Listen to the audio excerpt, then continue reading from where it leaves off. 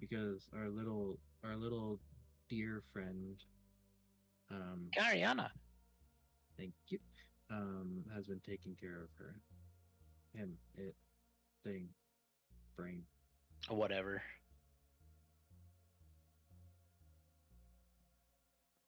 And that's where we're at. We're just headed out now, I think.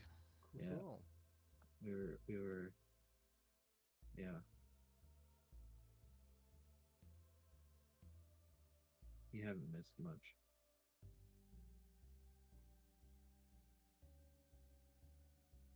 We're doing Hargrim's brother first before the Bormar dance party thing. Okay. Oh, and health potions. You might want to check before we leave to see if you need any. Oh yes, we're currently deciding what we final preparations before heading out. I have apparently 6 greater healing, so I'm okay. All right, give me a hit point take right now that you've all leveled. Who's got what for hit points? 69. Nice. 66. 146. 55. Okay. I'm gonna cast a 4th level aid.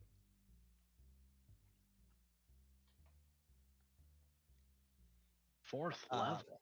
5th level aid. A 4th. No, we'll do 4th.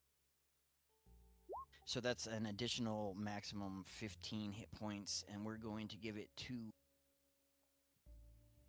I get what? 3? Yeah. We're gonna go Theo and Jax. And the Pegasus. How Sorry, many? Shino. How many do I get? That's an additional 12. What did I say? 4th is 15. 15 to my HP max temporarily. Correct. Yeah, that's till or for 8 hours. So Okay. Whew, And- I am up and- to 66. that was our lowest 2 total, right? Or was my brain not working right? I wanted to give it to the lowest 2 in the Pegasus. Was Shino lower than Jax? Dex is lower than me. Yeah, Shino has 3 on me. Okay. And plus I'm melee, so. Shino Oh, should yeah, have yeah, 4 that for too. melee.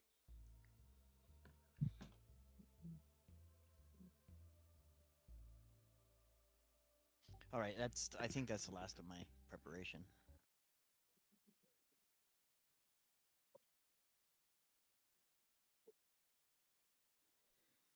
Very good. If there's nothing else,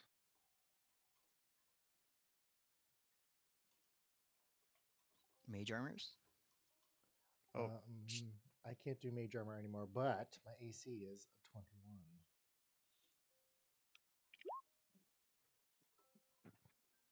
nothing. Nothing is surprisingly scary as seeing a career wizard walk out in armor. Um, I got a free spell I can prepare for. Is there anything I should pick up? I realize you can't look at my sheet, but what would be handy? Because I've I would taken. Go I ahead. would stand by your Wither and Bloom. It's multifunctional. Oh, I got You'd that. like that. I got that. I currently have Absorb Elements, Magic Missile, and Shield for first level. Second level is currently just Wither and Bloom. I might maybe do a Hold Person or a Knock. Um, Third level is a Catnap Counterspell, Dispel Magic, Fireball, and a Haste. Fourth, I have Greater Invisibility and Psychic Glance. Fifth, I have Summon Draconic Spirit, and sixth is my Magical Girl Transformation. So I could pick up like another 5th, maybe, or another 2nd, or drop greater invisibility because we don't really do stealth. I mean, greater invisibility does come It's in beyond handy. just stealth. Yeah, it's advantage to all your attacks and disadvantage to anything against you. So it's not a terrible spell, but it's Oh, concentration. it's So yeah, it's concentration, and I have a lot of other con stuff that I'd rather do.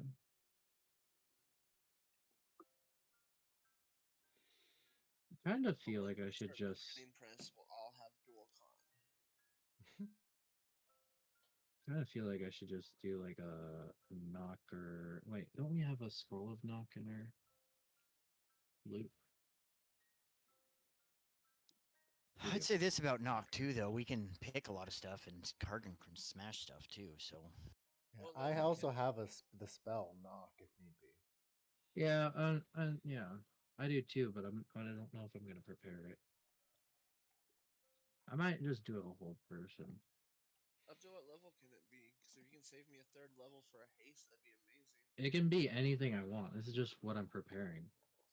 Can other people? I've Oh, I thought you meant your scroll ability.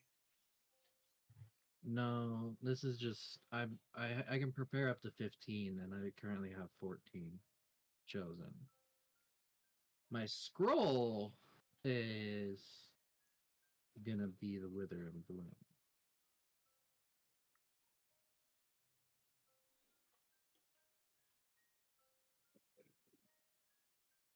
Full person's also concentration. Maybe I'll just pick up mirror image.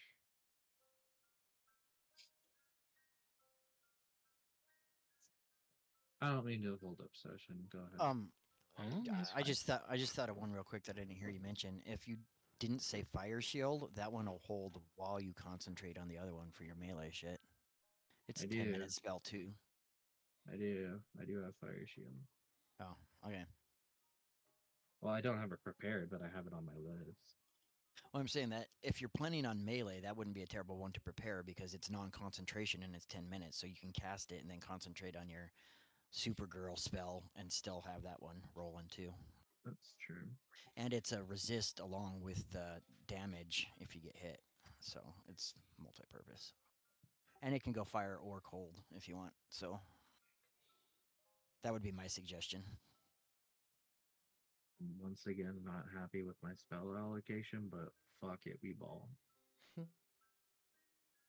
Do we get your words of wise wisdom and empowerment, Shabbat? Oh, hells yeah, that's what I was missing. Are we at 15 or 16 now? It's still 15. Okay. I must say, for a paladin, you have the tongue of a minstrel. Poetry comes easy to you, doesn't it, sir? It's beyond silver. Maybe a platinum tongue? Ah, well said. What is that, 5 of us?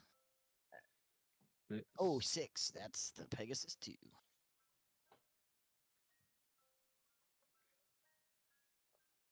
Do we need bodies for Bob's? Oh wait. Can you still do Bob's checks? Oh yeah, I took Animate Dead specifically as a 3rd level spell. Okay. Do we need bodies for Bob's? I've been keeping bones in the bag of holding. That's half the reason I took it. So I got their bones and their armor. Okay. I Honestly, will set up the bobs.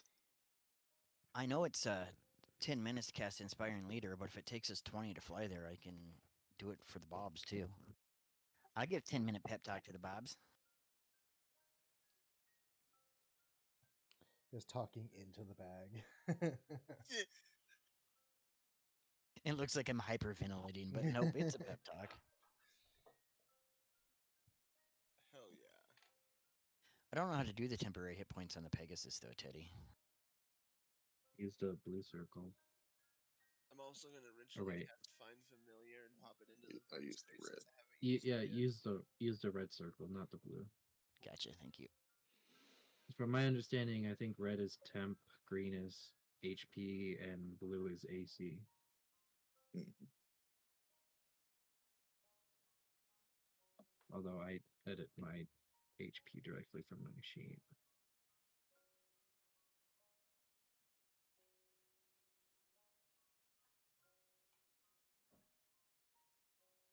Is there anything else we need before we go? Oh, jeez.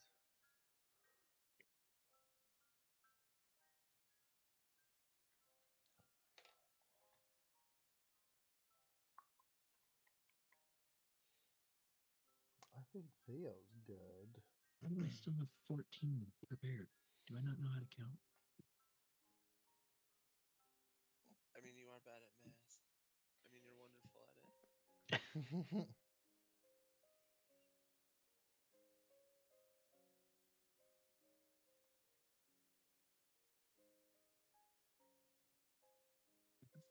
What the fuck?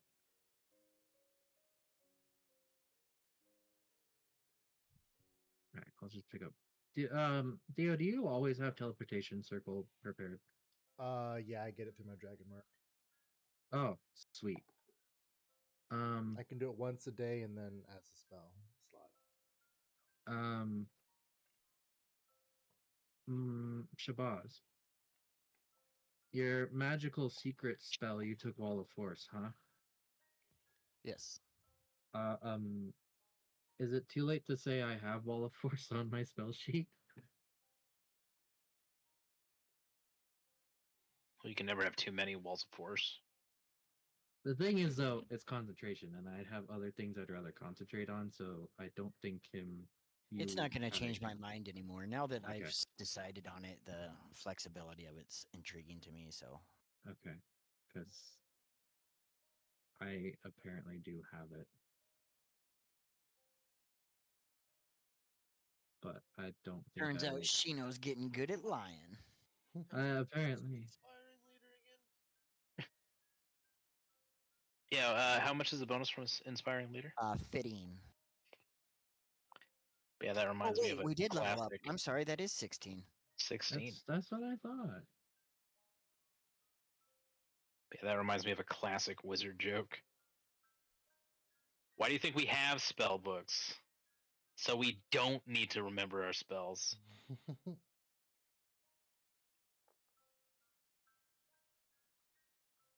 Anyhow, So yeah, make sure everybody corrects your attempt to 16.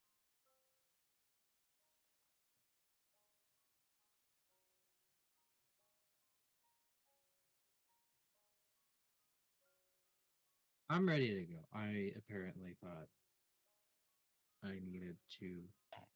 I don't know what spells I'm preparing. It's fine. a I part don't of want to hold the party. Kino has one more suggestion for those of us who are nocturnally impaired. According to her research, the halls of the hunting axe is actually subterranean Um, and may require a light source to fully comprehend your surroundings. I don't have free dark vision for everyone now. Theo's the only one that needs it though right now, isn't he? Yes. I think from what Teddy's implying, it may be total darkness. We might want some light anyway, but we are spellcasters.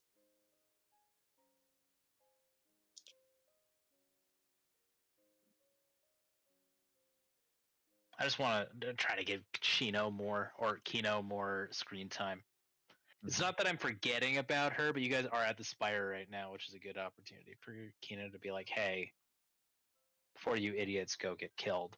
I love playing Kino at night. I think I still have torch. Yeah, I have 10 of them. We're fine. I got a torch. Maybe Muscle Wizard should bring a lantern. Or have a dancing lights ready. She says this all in like sign language. I mean, I have dancing lights. So I do if need too, be. but Dancing Lights is a concentration spell. Does anyone just have straight light? Yes. Because that you can just touch something and I took light over dancing lights. you only have one going at a time, but Touch bullet, cast light, shoot bullet, see down the entire hallway. Can't you take light, Shabazz? I can, but I took dancing lights because I mean I suppose I could probably switch it at a level at some point, but They have both have uses. I have light as well. yeah, if you both have light, then that's for an hour. What are we afraid of with just dark vision? That it's magical darkness and we won't be able to see? Well, if it's magical darkness, then that's a bigger problem than light. I didn't say that. Kino will interject. I said that it's subterranean. It's going to be underground. And these ruins are, as far as anyone knows, aren't inhabited by an evil cult. If anyone's not picking up on it, Kino is kind of a frosty bitch. Just for the record. Alright, for better or worse, those are my spells.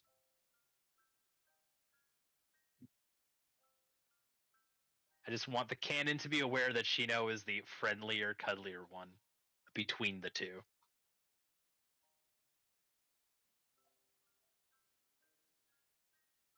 Alright, let's go. Let's go.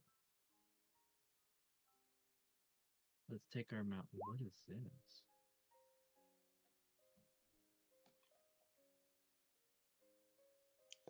Theo's armor looks swag as fuck. What is that, what? I was gonna say, is that middle part just like bare chest? And then like the hood in itself is cloth? Well, it's mostly like because he's got like basically half plate armor, or what is it? Yeah. So it's kind of just like just an upper body armor esque.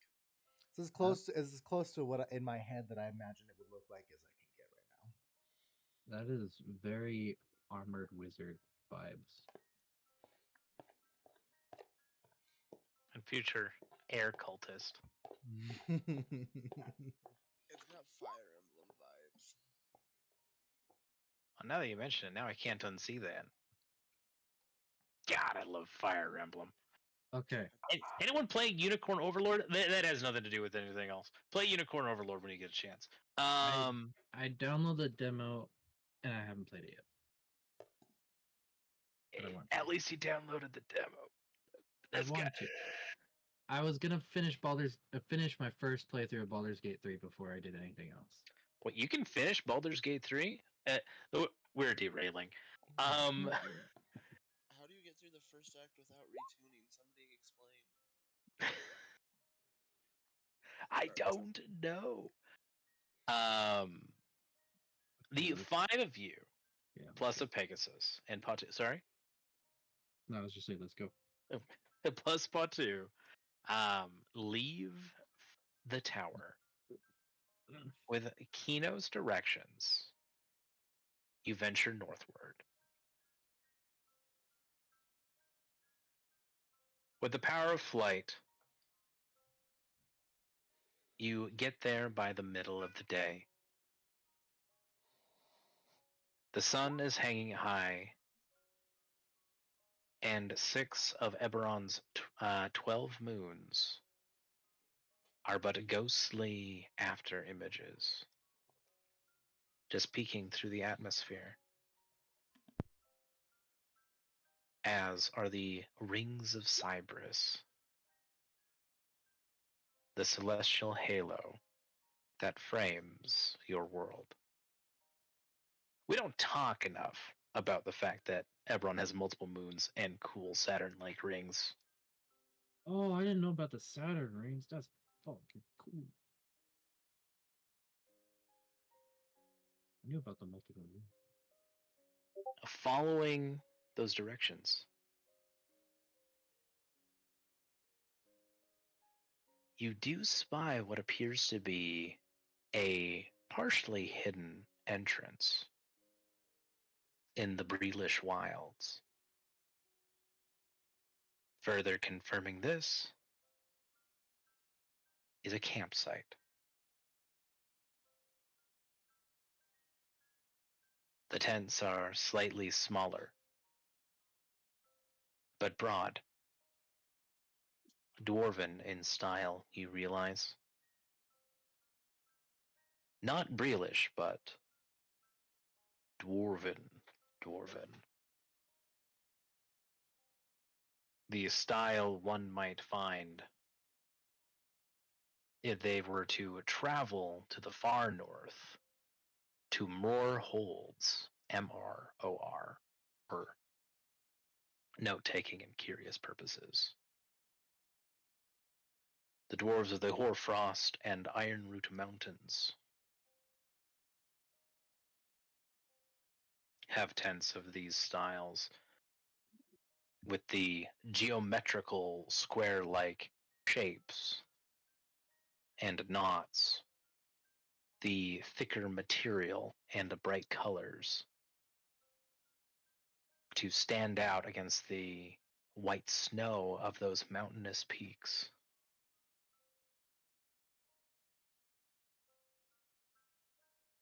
The camp does not appear to have been here for very long. Maybe a couple of days, supporting a group of about half a dozen people, you determine at a glance. And it is in front of a gaping maw of a cave.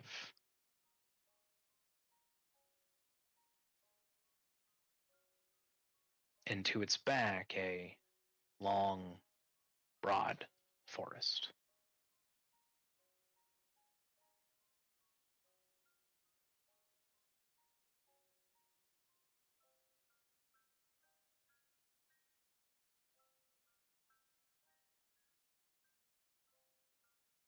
It doesn't appear that anyone ran. The fire has been put out. And Theo, you are the first to notice the alarm spell that has been put in place.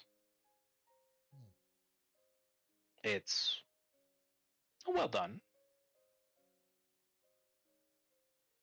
Whoever put this here seems to be a fairly competent spellcaster, but the general idea is that this is sort of a base of operations, right? The group is intending to come back here and did not leave in a hurry. There are clearly supplies for travel that are missing, but there are more permanent personal effects here: foot lockers, crates of rations, things of that nature. You, as a group, you wouldn't be surprised if this archaeological expedition brought a secondary camp that they're carrying with them.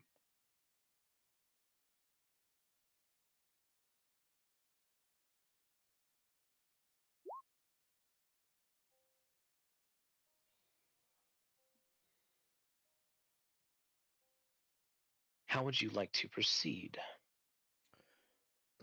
I think Theo is gonna try to maybe do a couple circles and try to just get as much recon information as he can.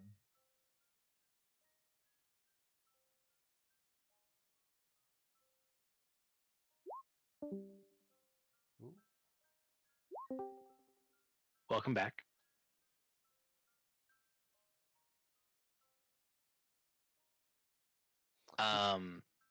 Give me an investigation check. Investigation. Not bad. 11.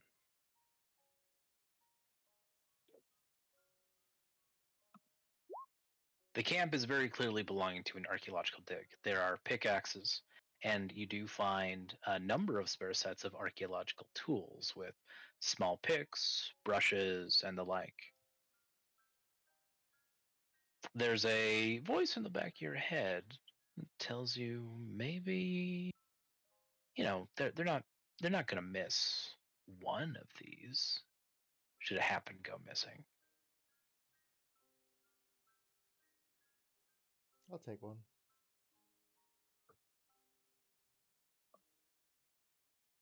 Hell yeah. Archaeologist tools are added to your sheet, or can be added to your sheet. Woo. Beyond that, it looks like every member except for one are dwarves. Right? Everything from the Steins, personal effects. It's all very dwarvish except for one individual who has a bit more artificery and like has collections of furs and has left a journal that like glancing over appears to be in goblinoid. It's the tent is sized for a small creature, so you are guessing probably like a goblin or a very economical hobgoblin who might be on the leaner side.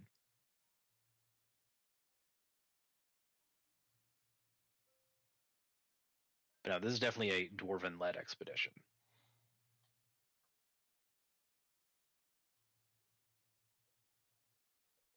With an 11,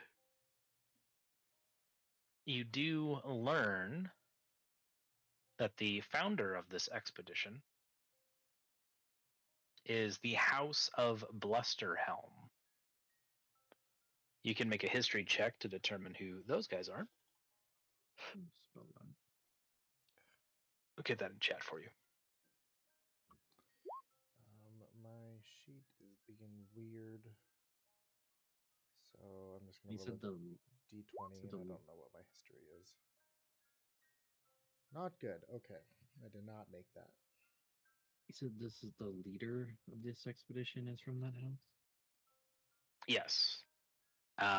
The heraldry of Blusterhelm is on some of the tents, right? It's been burned in the wood of the, like, branded in the wood of the crates.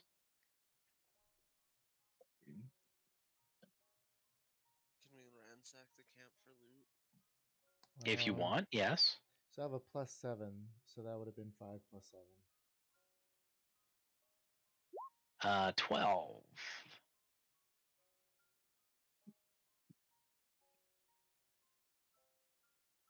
Jack starts poking through the camp.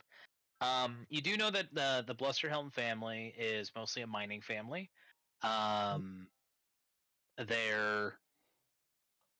They are largely academics and industrialists. They do have a history of dealing and selling and studying ancient Dargoon antiquities. So all that is aligning with what you're finding here.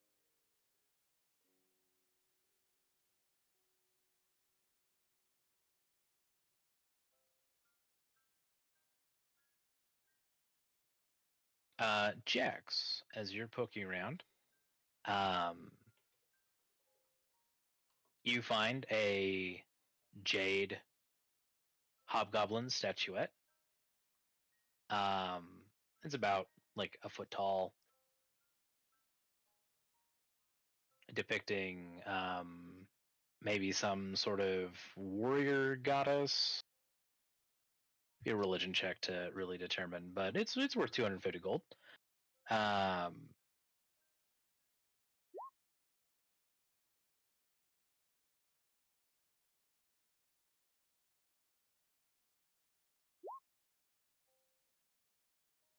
that's not bad for me.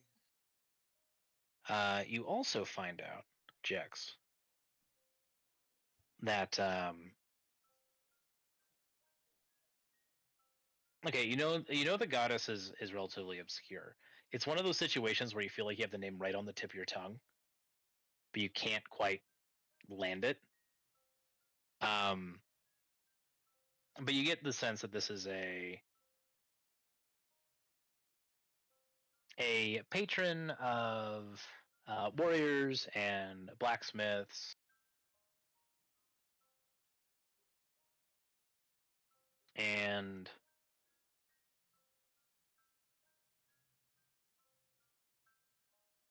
is also a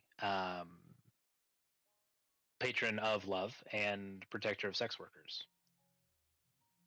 Oh hell yeah! I wonder if it's the giant. You don't think so.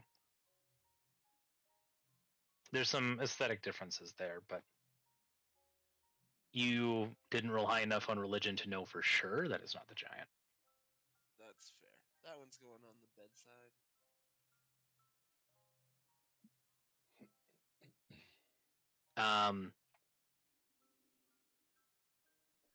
With that 17 and building off of Theo's 11, you determine that the Bluster Helm in charge of this expedition is named Gargosh Bluster Helm. And following Theo's history, Theo, that you know that Gargosh is a young, kind of foppish Bluster Helm. Right? Kind of exuberant. And this name strikes you as familiar because the Bluster Helms, Gargosh in particular, prefers to travel by lightning rail instead of airship. In one part because dwarves don't like letting their feet stop gripping the ground. That's a part of it. But Gargosh is a little bit of a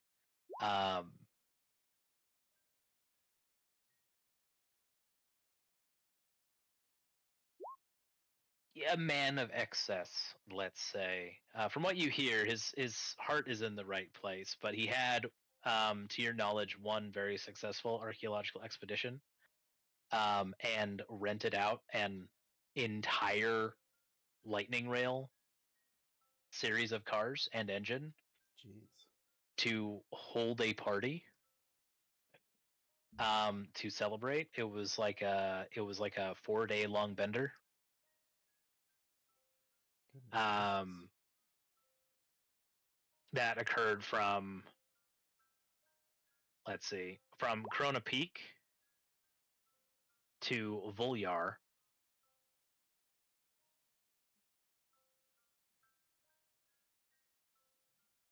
And it was a party that went down in history as being very legendary, and extremely reckless. But he himself is, from what you know, is kind of constantly seeking approval, right? And kind of through this party, not to brag, but to be like, hey, look, I accomplished this thing. Please be my friend. Guests. Oh. A sort of a Dorcas in that way, but a wealthy Dorcas, and so people sometimes take advantage of him. Let's see. You learn, Jax, that the tomb that should be past this cave, somewhere past this cave, belongs to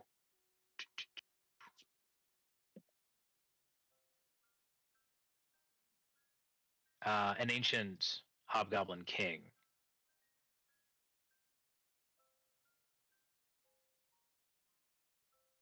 According to legend. And he was known as the Flame Tongue, named after one of his weapons. Well, this sounds like a sword made out of fire. More artifacts for our museum tower, boys and lady.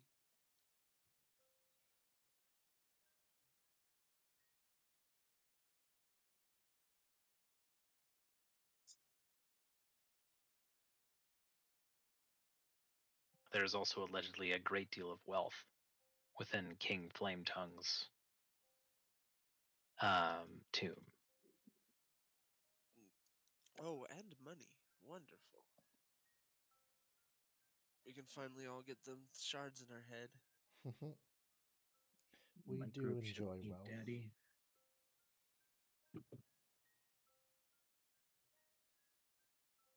Is there anything else we'd like to do with camp or proceed? Do we see any sign of anybody left in camp, or is it totally vacant? It is totally vacant for the moment. um, just cause I would like to, with everyone gathered around, or when we're traveling, it's like, are we spreading out, or like what is the areas that we're, if I cast like past that trace, will it affect everyone? Just in case. I don't know. 10-foot I'm kind of radius, being isn't it? I'm being a little paranoid at the moment. As long as they stick close to you, yeah. Okay. We were mentally connected too, cause you could tell us to get close while you cast it. Well, I'm just thinking of, is it worth casting, or just because I don't know if we want to.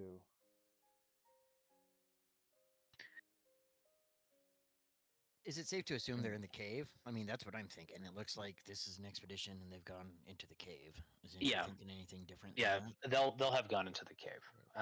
Jackson, Theo, you'd both know that with your investigation rolls. Okay. I don't think we're too worried about sneaking up on them right now. I think if we come up from behind them, I think trying to sneak up on them would probably be more suspicious at this point. Okay. Just walk in Mm. like we own the place. Start I'm bossing just them around. I'm just here for my brother. I didn't, we're not sneaking as far as I know. Yeah, do we have a sense that, I mean, based on the information that we have, that Hargram's brothers may be a part of this crew that's investigating, or if he's being held was- against his will, or He was hired on as security for this group. yeah, I don't feel like we need to really sneak at this point then, and it maybe save the spell slot or the precast for later or whatever. Okay. Yeah. Although Go ahead. y'all did rob his employer's camp, so I That's- didn't know He doesn't know that yet. I mean, I So just took I guess some tools. So the better question is: do we trip the alarm or do we try and disarm it? The alarm's on the cave. There's an alarm spell in the mouth of the cave. No, it's around the camp, Oh, it's around the cave. Oh, I thought it was in front of the cave. just Oh. which you guys I- can, because of Theo, you guys can just avoid. yeah, I I was am gonna say I big can dispel dumb. it if need be. What if we just like hide in their tents and then activate it? You know, there was part of me that was like, why do we have to go in the cave when we can just wait for them to come to us? But I'm just saying, I think Teddy anticipated us going into the cave. I mean, that is fair. Do you guys want to trigger the alarm? See what I think happens? I don't know. It seems like that would give the wrong impression right away. Like, I suppose skipping over their alarm and coming after him's not great either. No, but we could give the element of surprise if we either disarm or avoid the alarm. But why do we need the surprise? I don't know that we need the surprise, but I don't need to necessarily know that we need to give ourselves away either. I mean, I Yeah. don't think that we need to sneak, but I don't know that we need to be bashing drums as we go down the cave. All right. Then We we always don't. overplan and underdeliver anyways. Yeah. Let's not deal with the spell and then just go into the cave. Okay. I'm gonna tell Poe to stay. Potu nearby. is more than happy to curl up and watch over this camp. Can I firebolt the campfire just to kickstart it so Patu has something? Sure. I don't think I literally have the campfire cantrip, but that's also concentration. Doesn't matter. I'm gonna give him a little fire. Well, for the good RP and creativity and all this stuff for today, everybody can have an inspiration. Thank you. It's my third air quotes wasted one. Oh no! Stop being so inspiring before you've used the last one. I don't use them. That's the problem. I don't use them, and then I get them. Hey, Stop that. That's- Stop, Yeah, we just talked about this. Stop it. stop it. That's my problem. Let's go in. I don't want to think. Let's go. I say probably Hargrim first, though, huh? Yeah, I run into the cave screaming. War cry. I'll run into the caves moaning. And both echo, creating a strange, awkward chorus. Theo will hover into the caves silently. No fun. All right, 3 of 5. How are the other two I mean, making you hear noises or not making noises you, entering the you cave? hear the flapping of his wings. Yeah, what's the size of the cave? Can my Pegasus fly in there? I don't think I've dismounted the Pegasus yet. Your Pegasus can ride, and you can ride the Pegasus in there. Flying is a bit tricky. Yeah, I'd stay on the Pegasus and follow in. You walk for about 40, 45 minutes. There is a pretty consistent slower descent, but never so deep that it's a sheer fall, though there are places where it temporarily becomes steeper. There are pockets of water, and occasionally your way is lit by bioluminescent moss and mushrooms. After some time, you come across a cloud within the cave. That's a sort of dull purple color. Now, I would like everyone to roll an Arcana check or nature check. Hargrim, you have advantage. Oh, A purple cloud? Yep, like a purple mist. I feel like nature would make more sense. Okay.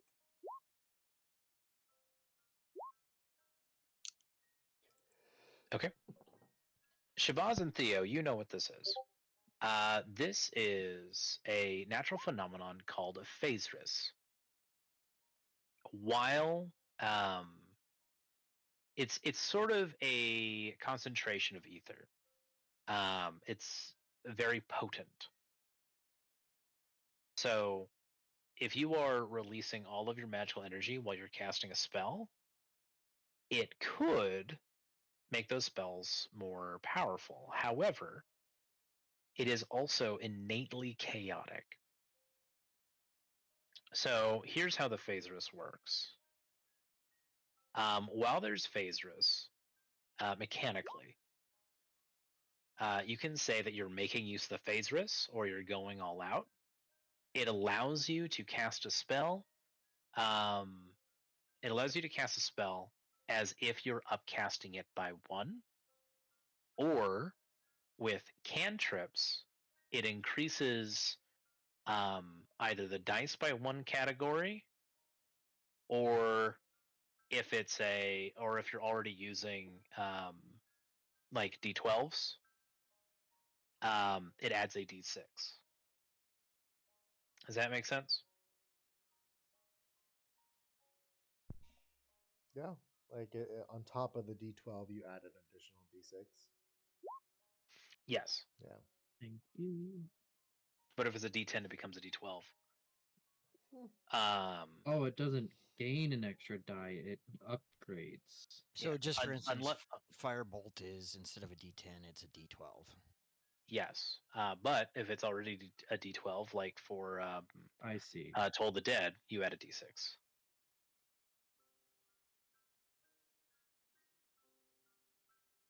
Does that apply to every Eldritch Blast? Oh my god. Yeah, it does. When you do that, each time you're casting the spell, I'll have you roll on the wild magic table as if you were a wild magic sorcerer. Oh, jeez. Is that for everyone or just Eldritch Blasts? Everyone. Every time you decide to use the phase risk.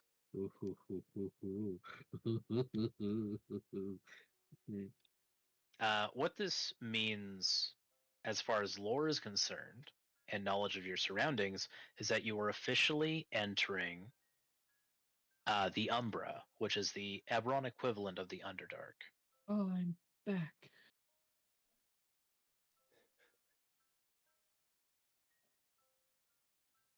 Where's the mind flayers? It's called that because of the dragon. No, what's the underneath dragon? Kyber. That's okay. Gotcha. Yeah, Kyber is beneath the Umbra. Theo and Shabazz, you did roll high enough that it's called the Umbra because, as far as Corvair is concerned, there is a mystic power, like an element, that is treated like a god called the Silver Flame. The nation of Thrain worship it, right? And it gives them powers. There's a lot of Silver Flame, for example, clerics and paladins. It has a counterpart called the Umbra, which certain tribes of Drow worship. And the Umbra is what allows the Underdark to exist like it does, which is why that realm is named after it. Hmm.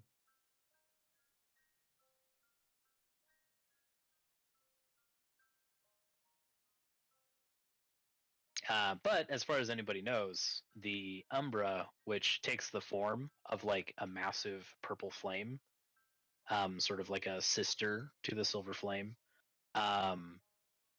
is not anywhere in Corvair's Umbra, Underdark, Mm. and none of you possess the knowledge of where it might be, even those of you with big brains. So, for player knowledge, is the Corvarian Underdark different than the Zendrick Underdark? I mean, it's geographically displaced, but as far as like its features, it's not very much different. Okay.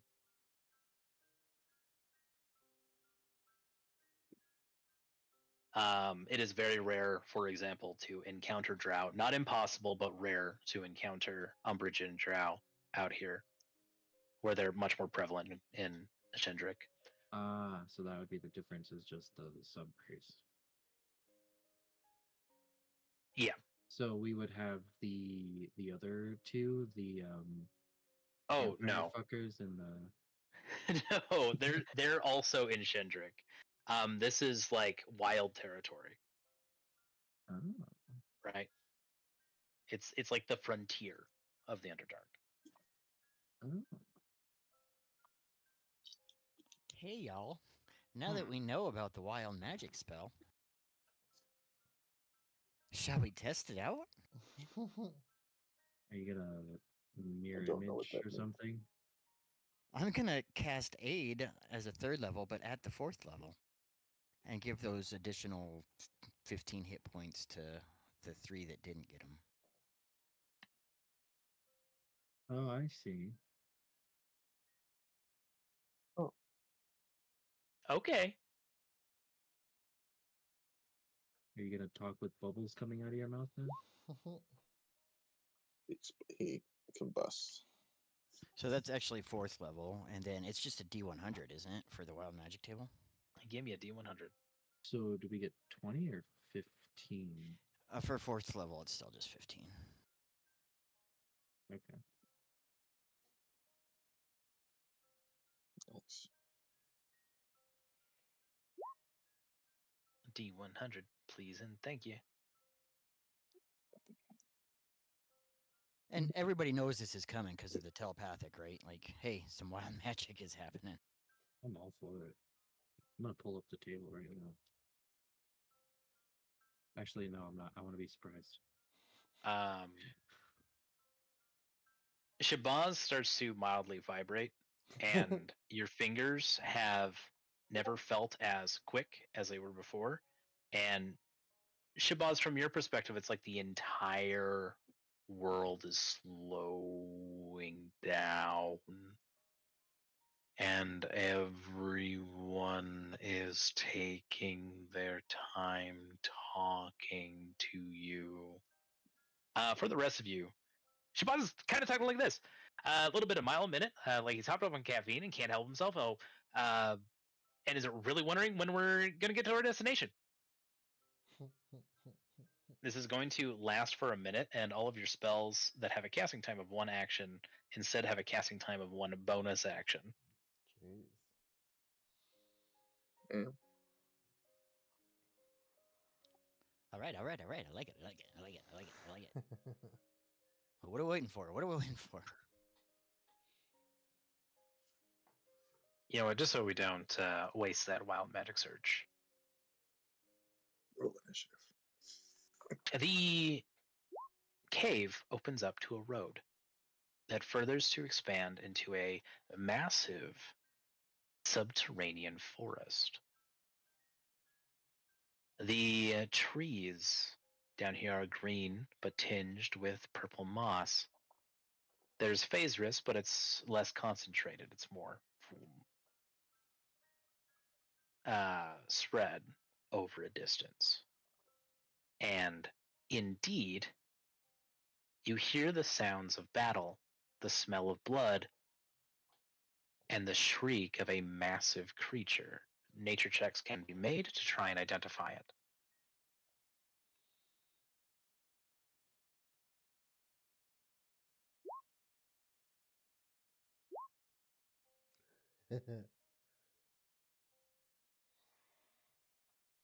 You know what that is? Jex does. Jex knows that is the shriek of an owlbear. It's like from that talking picture you see in the shows. Or pets. I would, after hearing that, I would like to preemptively cast mirror image, please. A mirror image.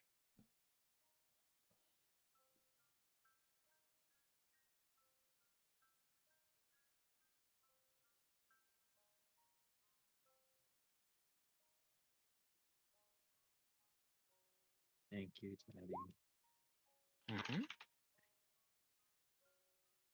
Go ahead and roll initiative. The Pegasus does not need to roll initiative as long as you're writing it.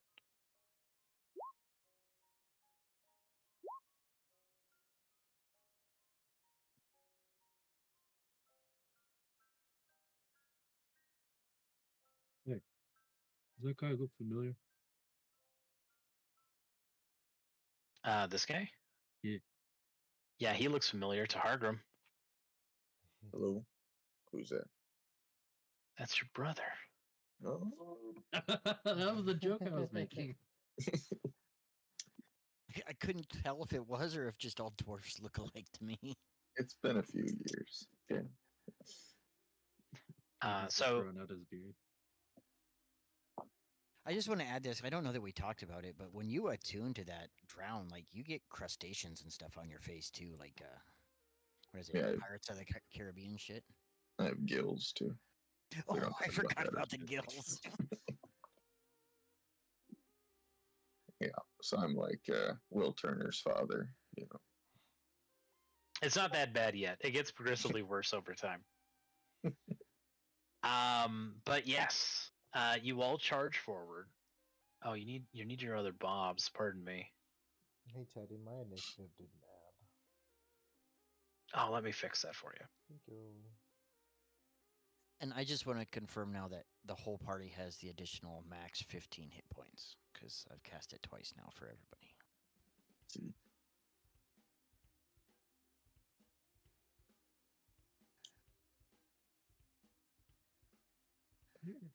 Yeah, with temp, I'm at 177. Good lord. there something in the back end of Navi's sheet to make her bigger when I put her on the map, so we don't have to? Fine, I'll make her bigger. I don't want to have to ask every time we're in a new scene, so I was wondering if I could just do something in the back end to make her bigger. No, unfortunately, I would have to like save her with the new size. Oh, I see. I'm 'Cause- sorry. A roll 20. No, it's not your fault. It's roll 20's fault. Yeah, show her your tits. That'll make her bigger.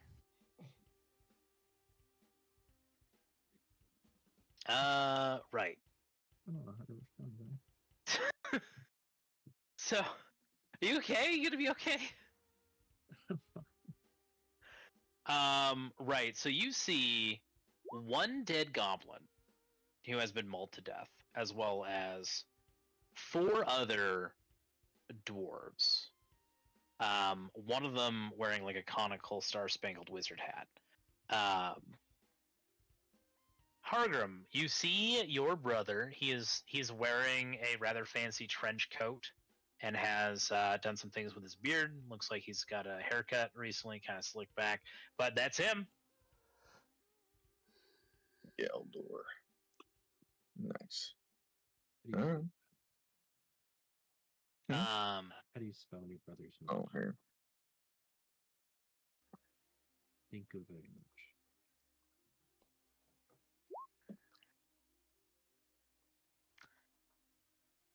He is wielding a scimitar and a dagger in each hand, and he is doing his best to fend off the owlbear. He has already suffered a rather nasty wound to his shoulder, and hiding behind a rock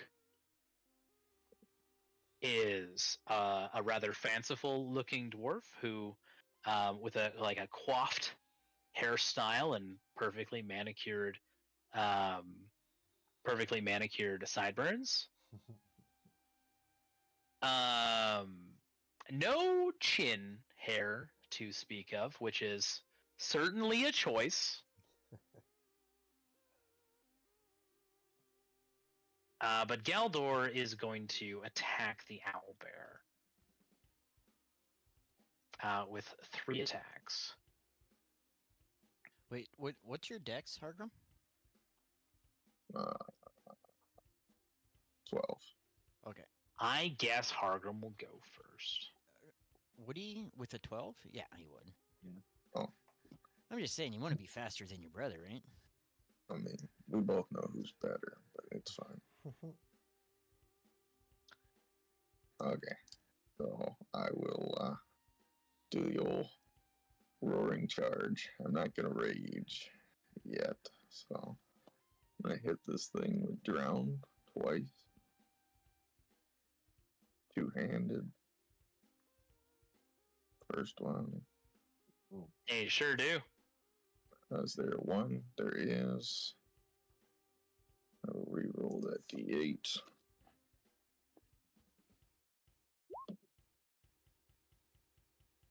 There is no rage damage with that, though, correct? Oh yeah, -3 off of that. I forgot to take that off. Hold on. There.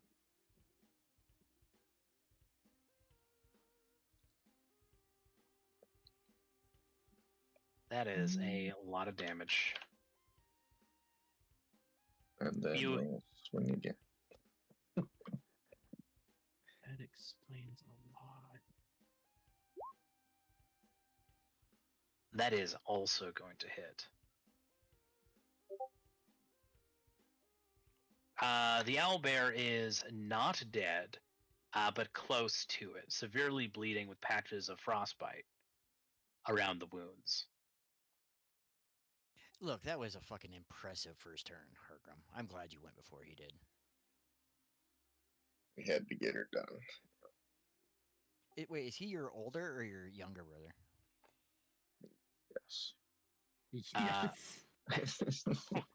When you emerge, Galdor looks at you, his jaw agape.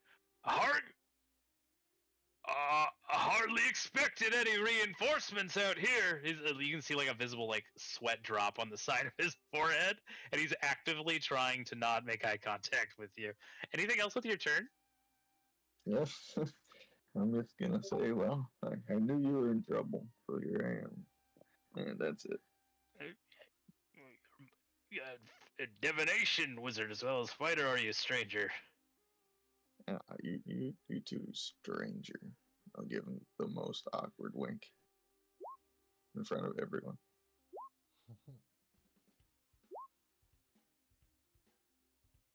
Well, he's going to attack and slay the owl bear. Ugh. Well, thank you. You definitely opened it up for me to finish it off. Fellow dwarf.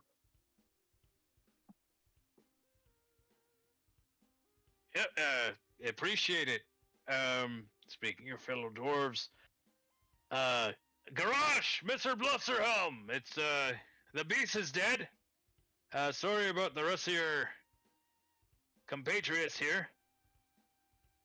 And the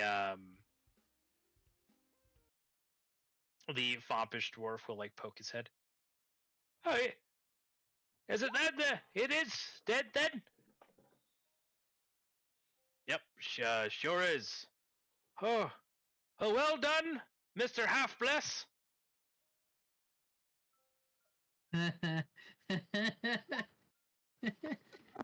And Galdor is sweating a little bit harder. We are now in free movement. Combat is done. Fine warrior dwarf, come. That's a collection of fellows. Oh, we're about to be ransacked by these bandits, aren't we? Mr. Half-Bless. No, Mr. Blusterhelm. I think we're gonna be okay. Well, most of us. I think at this opportunity, seeing that Hargrim and his brother are doing that, like I think I kind of want to peel away Blusterhelm and let those two have their moment. So I'm gonna start in on him. I'm gonna dismount the Pegasus and be like, the Blusterhelm, responsible for the party. Oh, yes, 'tis I. You must tell me about it. And I'm gonna Um, approach him like I want every detail. Like I'm just super excited. Well, if you're not here to rob us, then I'll be happy to. And I'm just gonna try to distract him while Hargrim has time to have whatever conversation he needs with his brother. Well, if you're doing that, I'm going to do the exact opposite. I am going to make a show of things and bippity boppity bounce all the way over to Hargrim and then just get to him and sling my arms around him and just be like, oh, Hargrim, darling, dearest, bravest old dwarf of the realms. And just like give him a big old smooch on the cheek. Wow. Well, you certainly did well for yourself. It's a stranger. You as well. I think we're safe to drop the act for a second here, Mr. Half-Bless. Wasn't too good at aliases. What in Guyver's Craw are you doing here? I may have hired a private investigator to find you. No big deal. Couple of things. A, you don't have to hide from the Boromar anymore. We're both free. B, Dad's alive. C, this is Shino. Hello there, Miss Shino. You wouldn't happen to Oh. have a sister, would you? As a matter of fact. Yeah. So, honestly, I very much do. Identical, and she'll just kind of point to her face. Oh, and is then that so? And then just droop from Hargrim and hop on over to him and just kind of not as affectionate, but just kind of like very physically in his face. When was I gonna break his nose? Wait, so Dad's alive? Wasn't Yeah. expecting that news. Yeah. Neither Hey. was I. Did you whoop his ass? I tried to. He ran. Why am I not surprised? He was working for the water cultists. Wait, the who? The water cultists in Sharn. Oh, like in the papers? Oh yeah, yeah. That's been a whole fun thing too. Huh. Yeah. Well, speaking of fun things, I guess I don't need to do this job anymore. And Galdor will look over his shoulder and at the other dead bodies of the dwarves and look kind of crestfallen, and you see that there's like genuine like remorse in his face.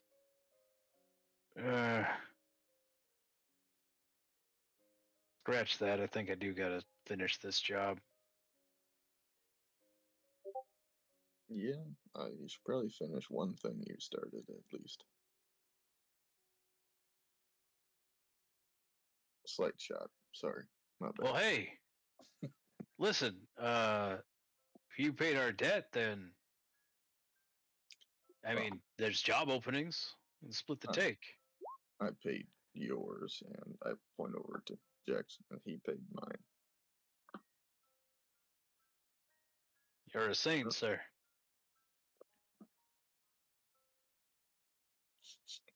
Are you gonna use those? Not. I mean, they're Mr. Blusterhelm's retainers, so I think you gotta ask him. I don't know. Oh, we still haven't decided if we're robbing him or not. Just one owl bear did all this, huh?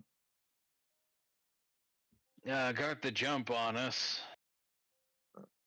Then a wizard there cast a spell and wasn't taking the Phasers into consideration, and well, that sort of chain of events. They got real nasty. Yeah, that'll happen. So, what do you guys? You're here for the what? Oh yeah, Flame Tongue's tomb. Ah. And this Blusterhelm, he's an alright guy. I mean, he's a bit of a. And that is when we ran out of drinks. So obviously we need to get more. That poor town. And how did you do that? A little bit of chicanery. And like he goes into this elaborate story that seems a little bit of a tall tale. Yeah, he's a good guy, I promise. It seems a bit soft, but Well, he is.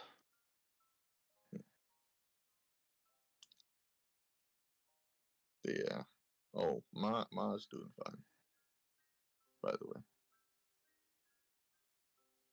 sure she'd like a visit from you at some point. And there's just this look of shame that comes on Kaldor's face. And he nods, yeah, I ought to do that. Listen. Yeah.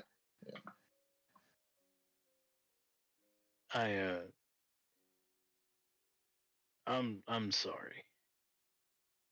You know, for rabbiting like I did.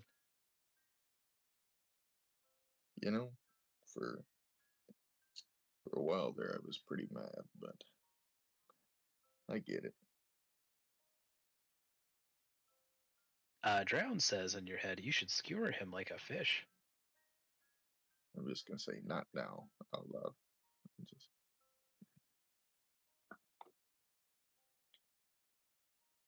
Right. Well, you know, this quest we're on, it could do some good things, and you know, it kind of feels like fate that you're here. You know.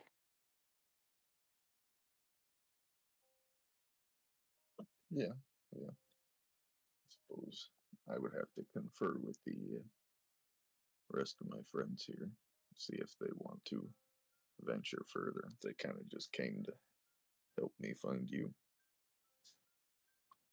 Well, find me you did, and Mr. Blesserhelm isn't gonna leave too easily on his own, and he really believes in what he's doing. I'd like to help him out, but I also can't protect him on my lonesome. I don't think. So yeah, if you could ask your friends, I'd really appreciate it. And it would be good work, and it's good to see you, Hargrim. Good to see you too, Geldor. Oh, by the way, Alright. they're going to be a little embarrassing. To my employer, my name is Bargrim Halfbless.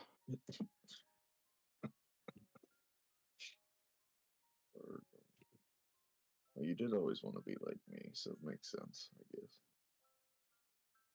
You don't need to spread it, especially to your elven friend. You don't need to. Anyways,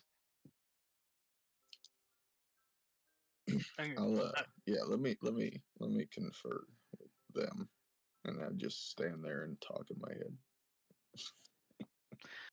and this would be a great time for us to take our break.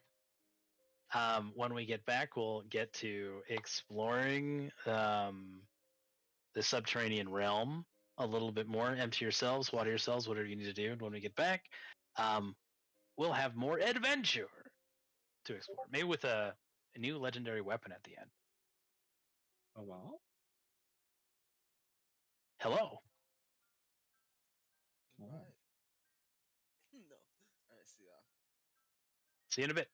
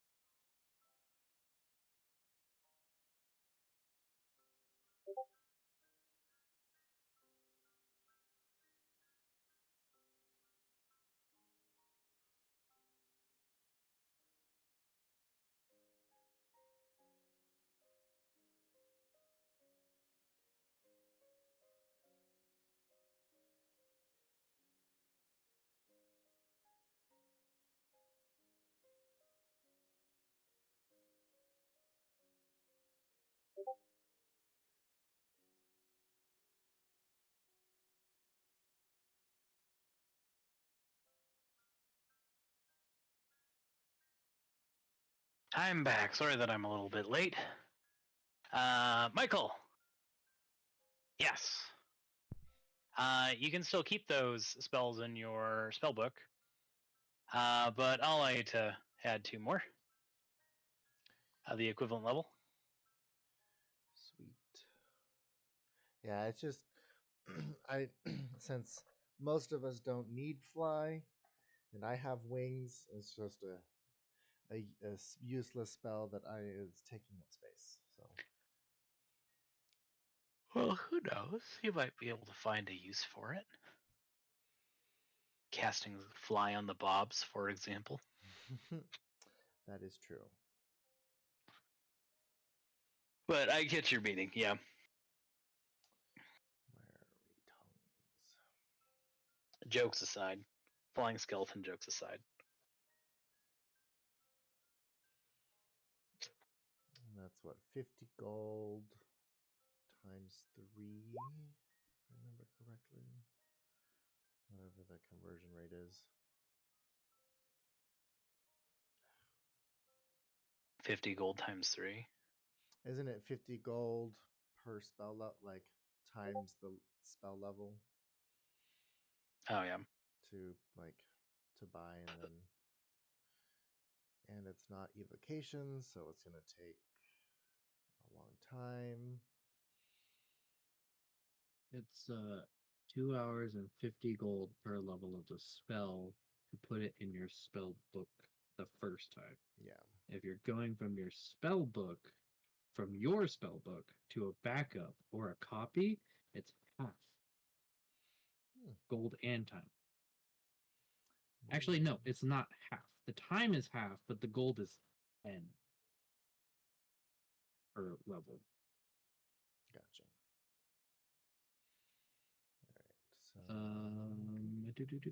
Yeah, half the time, but 10 gold instead of 50. Yeah, no, this is just and tongues is not evocation. Which means that the steel spellbook is only going to be expensive for the initial copy because it will be a tenth of the price for making additional copies. Still the same amount of time, but it'd only be the 10k the first time, and then it would probably be like 1,000 for the copies. That doesn't sound right. By 150 gold.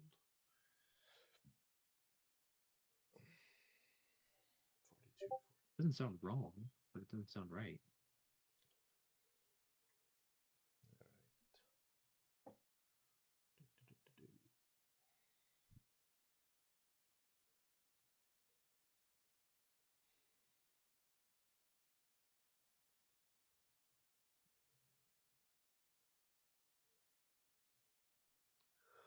All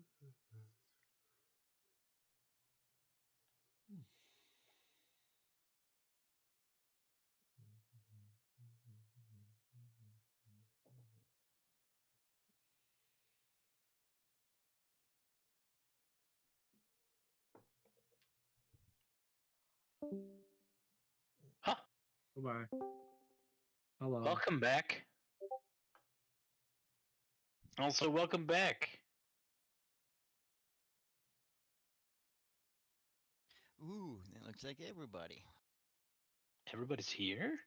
Or at least nobody's muted. That does appear to be the case.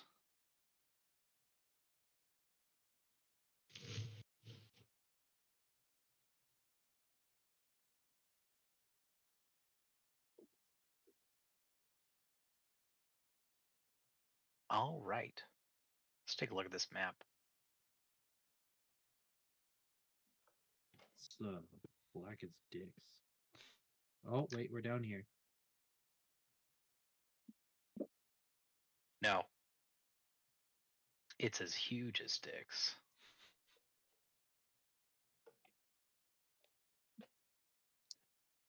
No, it's pretty average. I don't know. Oh, yeah? Pornhub would lead me to believe that they're not exclusive. Black and large can exist simultaneously together. Each of these squares are 50 feet in representation. Whoa, really? Yes, of course, when you're all grouped together, that's not entirely accurate, right? I'm assuming that you're all within the same 50-foot square. So please select a leader amongst your party to serve as Argrim. representative of which square your party is in. Argrim. This is his mini side quest. Sure. Argrim. Sure. I vote Hargrim for class president. Oh, very good. Pizza for lunch every day.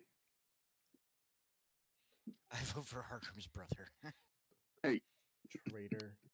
Argrim's brother. Just to be different. Well, all right, so this is how this is going to work. Every square is representative of 50 feet.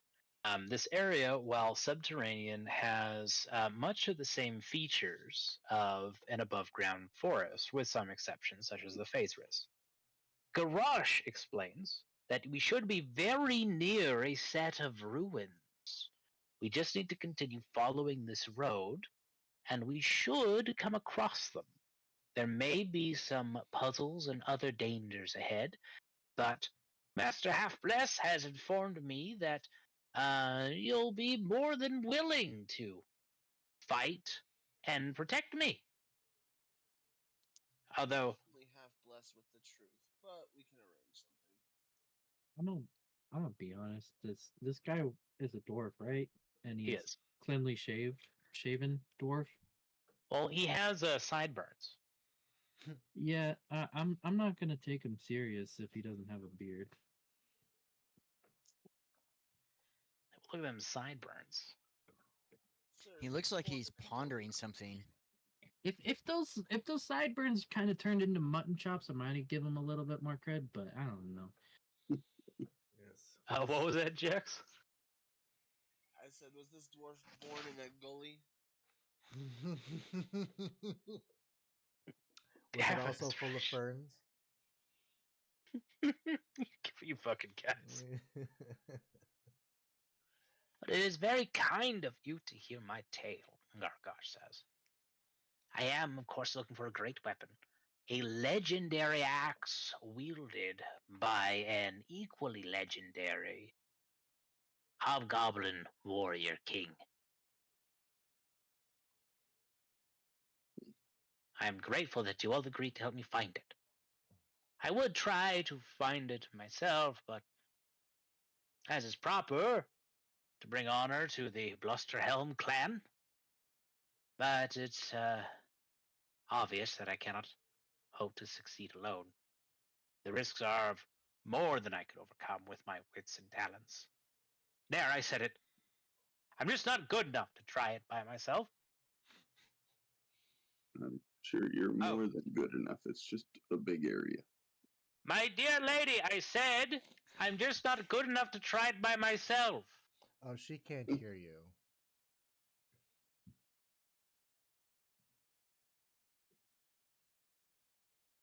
I genuinely forgot I actually was deaf. Oh, pardon me. Pardon me.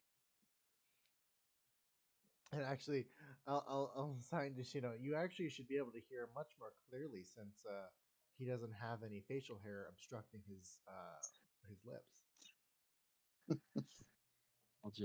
I'll stare right past him. Just like looking at him, but not like looking at him, just looking right past him. Through just, him. Yeah.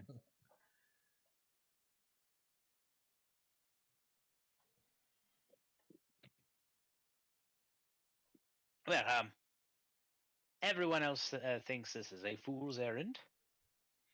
The king's tomb where the axe lies was hidden, even from his own people. But I believe we can find it together.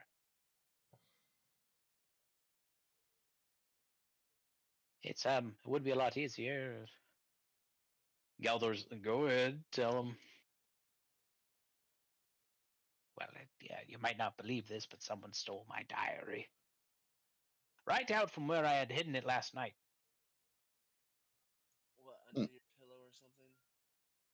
That's where I usually keep it, but I, I spent a good deal of time studying the manuscripts. There are traps and riddles ahead. My diary had information how to circumvent those.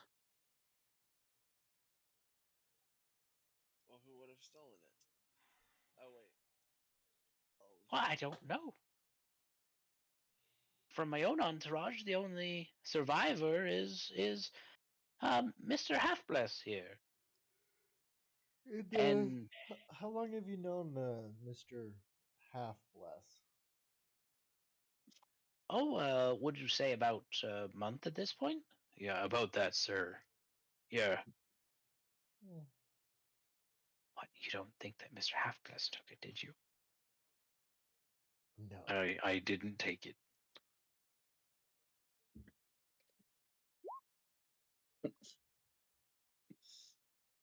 And I don't think anybody else in our entourage took it either, or else we would have found it.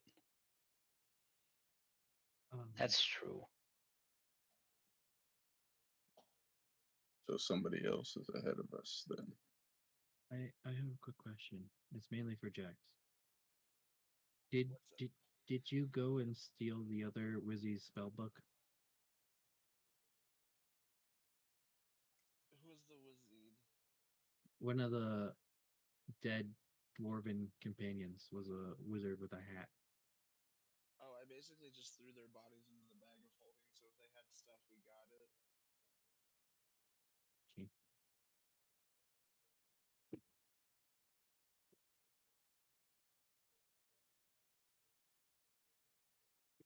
Thank you. Is there a reason to suspect then that there's somebody ahead of us? Well, if they took the Hmm. book from him here and it had He- clues to get past all the traps, then Oh, I gotta be careful. My leash is short. You do have to be careful.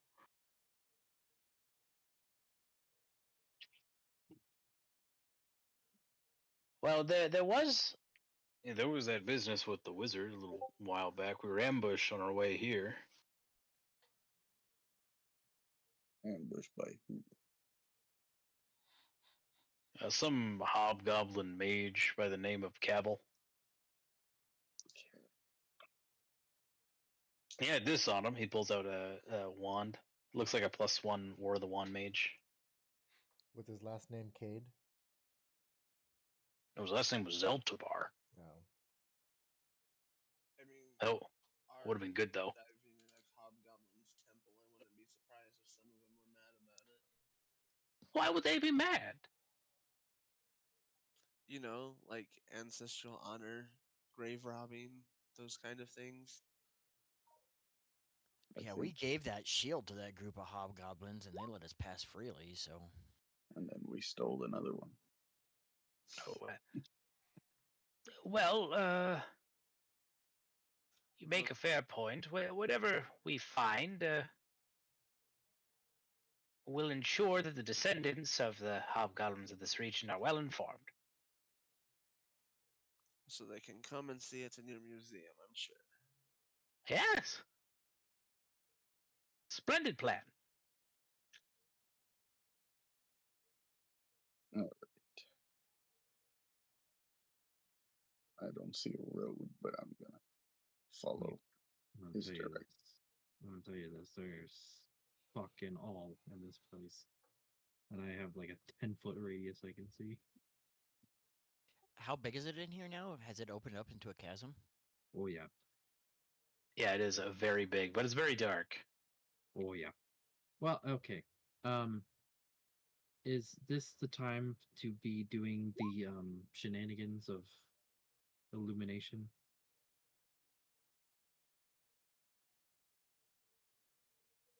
For 40 feet.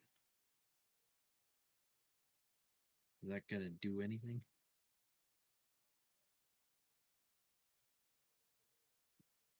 Considering these are 50-foot squares. Ain't gonna do shit. I can do. Oh, never mind. I'll go ahead.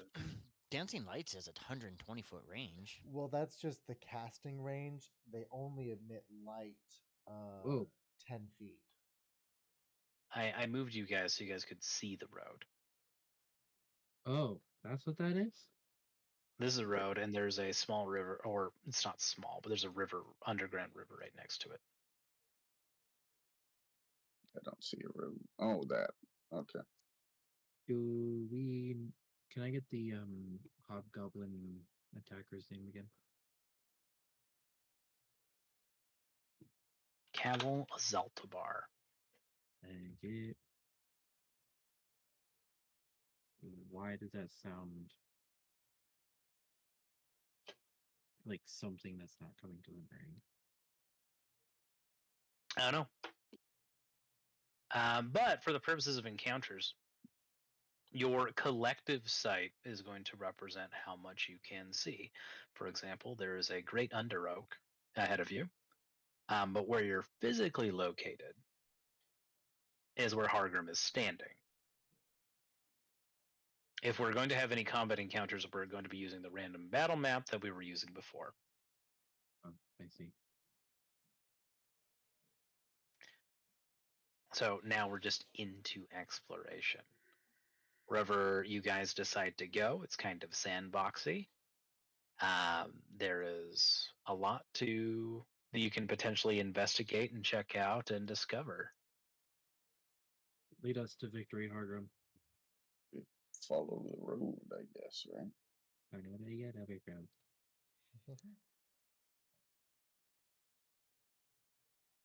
Does anybody or any of you Wizzies have any like memory spells to where maybe we could cast it on old Beardless there to where he could remember what was in the journal? I have Intellect Fortress, which really just prevents people from looking at you. Well, I mean, it does give resistance to psychic damage as well as advantage on intelligence, wisdom, and charisma saving throws. But I guess it'd be a check, if anything. I have Detect Thoughts. Yeah, for some reason I was thinking there was like a wizard spell that like lets you pull out a memory or something. Wait, hold on. I might have a feat or something that allows me to do something. I mean, I don't think he's lying to us or anything. I mean, I think he's being truthful because he wants to find it. But if there's some way we could actually access his memories to... I mean, I have Linguist, which means I can increase my intelligence score by 1. I learn 3 languages of my choice. I can be able to create written ciphers. So I'm good with words.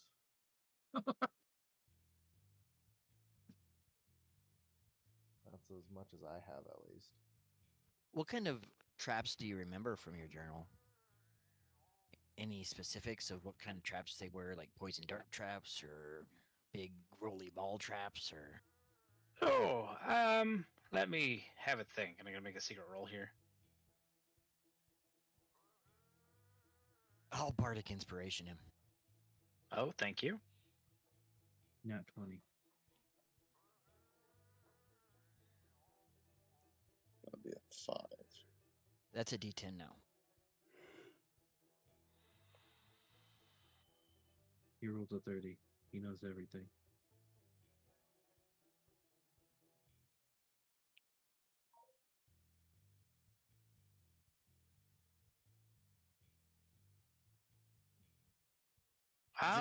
The music would lead me to believe otherwise.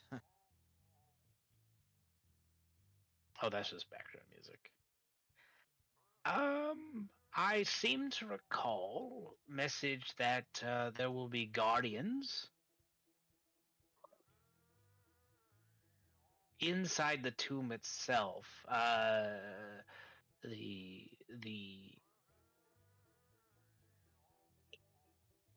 The evidence points toward them being stone columns, Nice. which is why we equipped Mr. Bless with adamantine weapons.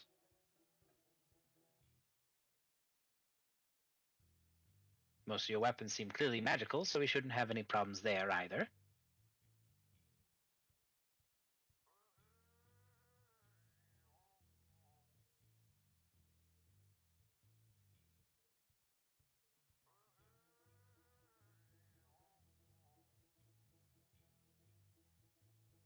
And I seem to recall there being some kind of false tomb, and that's hiding the real tomb.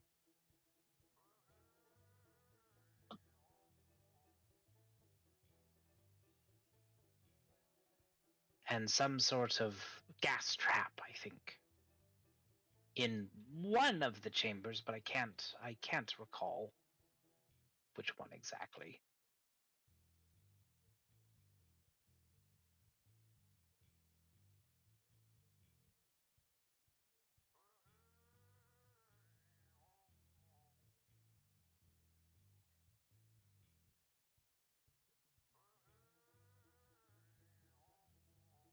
I might, I might suggest then, if that's all he can remember, that we just follow the road, looking specifically for those things. Well, I don't know if we're gonna come across a false tomb real quick, but we might come across a false tomb real quick. Or a stone golem. Or gas. Doesn't look like a room.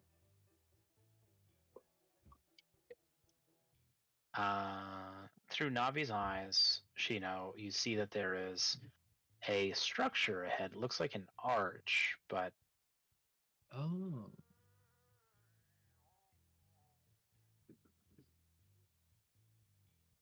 Navi's only got little eyes.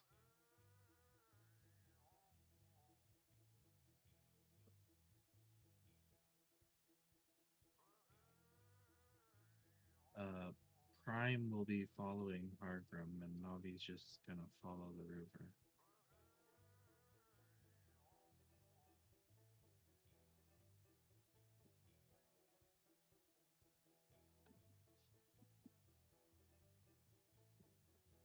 Okay. Hargrim, you're just following the road, yeah? Yeah, Oh, yeah. I've just been moving like a square every Oh. 30 seconds.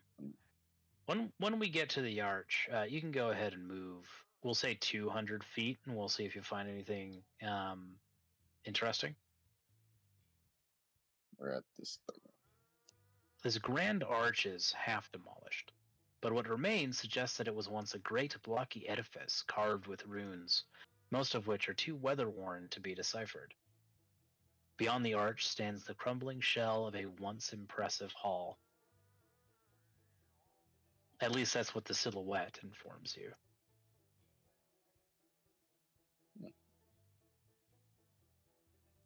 To its right, in the distance, you can see a silhouette of a monolithic statue. At least that's what it looks like. Humanoid form crumbled in parts. But you need to get closer to get a good look. Is there a way to get inside of this structure up here from where we are? Sure, yeah, you can just keep on walking. Straight ahead. Mhm. Mhm.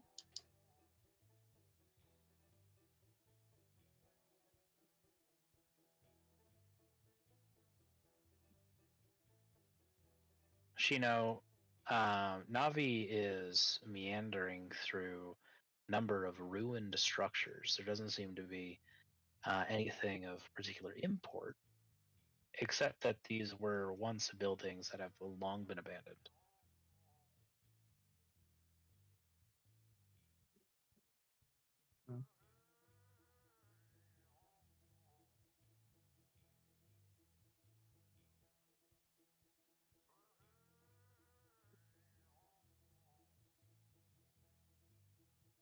Oh, Theo has light on himself. I'm like, why do I see feel illuminated.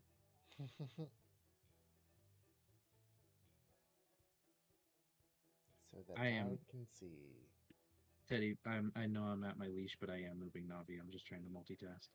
Yeah, that's fine. So yeah, the entrance is appears to be straight ahead. Mhm.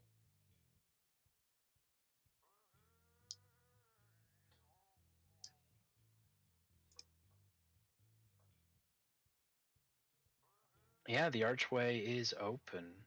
You see ruins on the inside, but there's nothing barring your entry.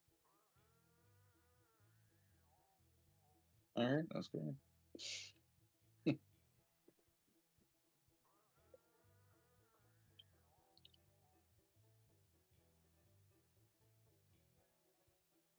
This is killing my completionist attitude.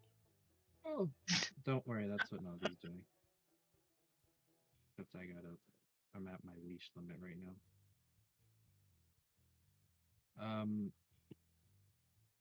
I guess I'm gonna ask for a Navi check with my leash. Currently, it appears to be more ruins. Like this was a neighborhood at some point. You also see evidence of there having been a great battle here. Yep. As you pass under this edifice, you guys see something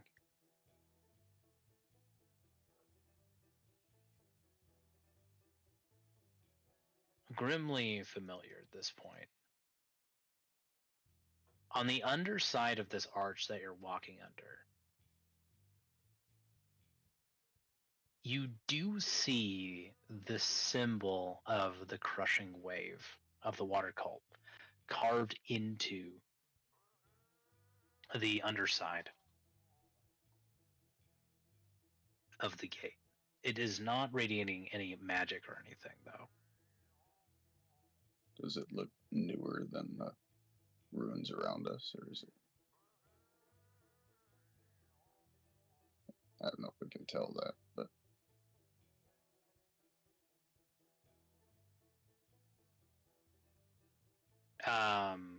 Like if they look newer. yeah, if it was carved after, the fall of this place, or what? Well, it definitely wasn't recent, but go ahead and give me an investigation or history check. Could I use my where the fuck is it? I guess stone cutting. Yeah, I'll give you advantage. That's double proficiency, I believe. Oh, it's double proficiency. Go ahead and take double proficiency. Right.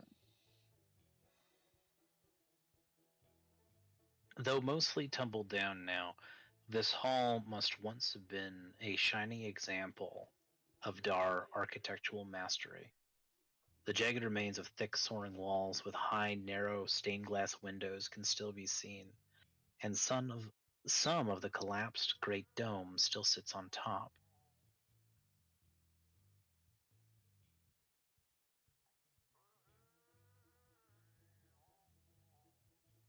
You see that the entrance that you just came from is one of 4. And confirm.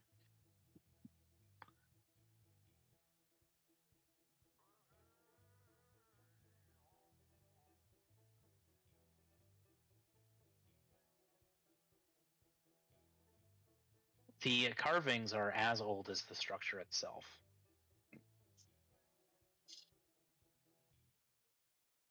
So they were cultists.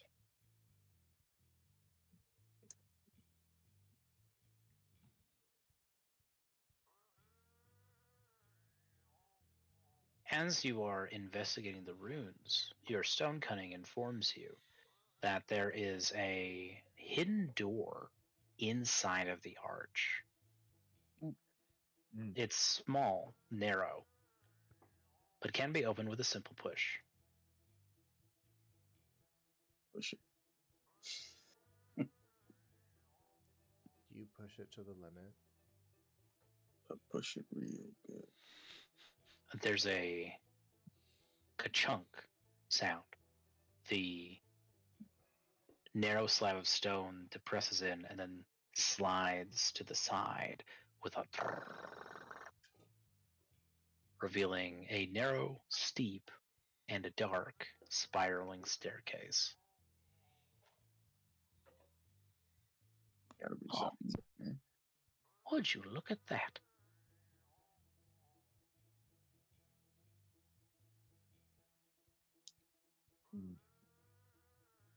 I will descend. Descend. Descend.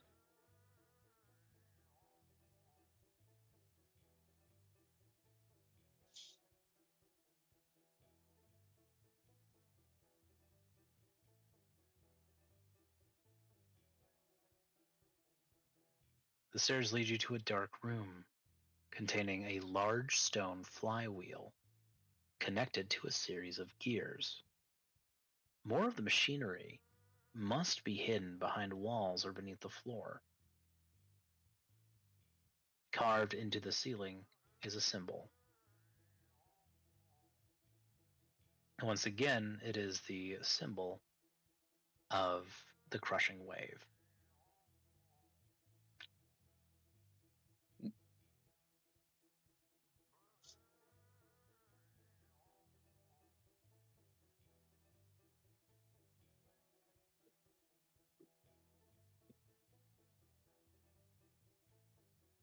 Can't tell what these gears, what this all moves, I suppose.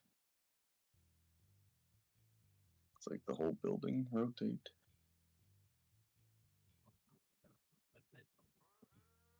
You can give me an investigation check. Oh boy. Investigation. Oh yeah. You have no idea what to do from here.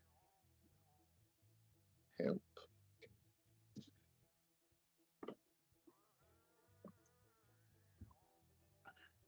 It's the water cult. Can you see if Drown knows anything? Can you talk to it? I don't know. Is Drown sentient? It did talk to you, didn't it? Drown is sentient. Drown does not know what this is.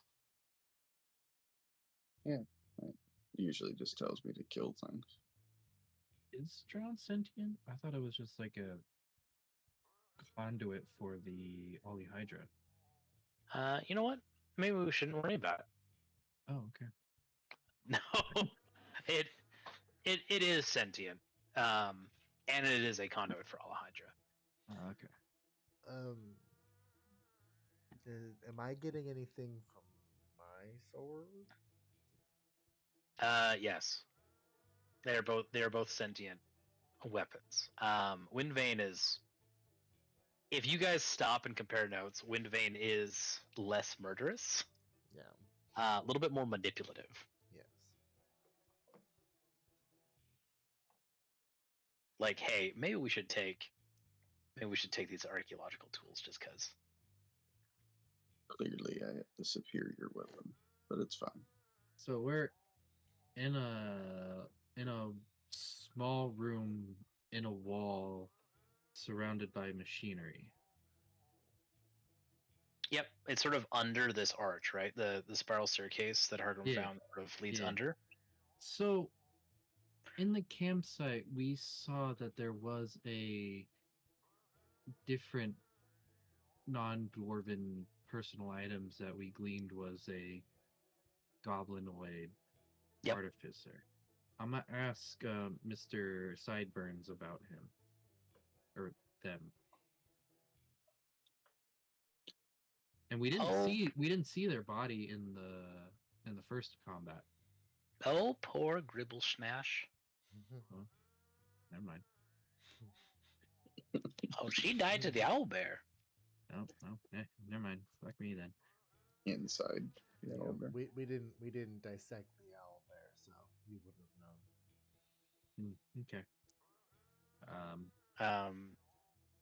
So to Hargrim isn't the only one who can make an investigation check for the Right. record. And I was also, leading up to that. there's the water symbol on the ceiling. Somebody got a water spell they can hit it with? Maybe a water cantrip? Oh, that's a good idea. I got that. From what you can tell, the closest source of water is the river. It's a few hundred meters away. A few hundred feet away. And I use the sweat glistening off of my body. I guess that's not a lot. I mean, I can Oh, good. cast a high level spell and do a wall of water or rhymes binding No, ice. it's fine. This is what happens when you get a whole party worth of wizards. The answer is clearly a spell. It is. Why have magic if it's not the answer? Maybe What this. about just Dang. go ahead, Hargrim? Oh, maybe this just like these keys open a dam or something. Let some water through somewhere. Well, we can just brute force an investigation check. Someone gives someone advantage and someone rolls. Boom, 32. Tell me all your secrets. Well, go for it, Wizzies. You guys are the smart ones. Could I prestidigitation a little bit of precipitation? Sure. Yeah, I'll just kind of flick my fingers as if I'm like spritzing it with my hands. Oh, wet t-shirt competition. I see. You do moisturize the flywheel. It is a little moist. Okay. See, I told you there was a spell for everything. All right. We are just gonna brute force this investigation check. If so, who's making it? I have a pretty high intelligence. I don't doubt that. Let's see, my investigation is shit. I have a +3. Out of curiosity, I'm gonna look at Jex's sheet right now. I know the answer to my question, but I'm still asking.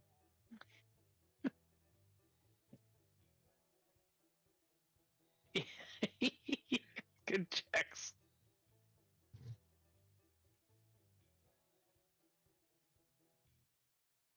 I don't know what you're laughing at. Jex, are you here?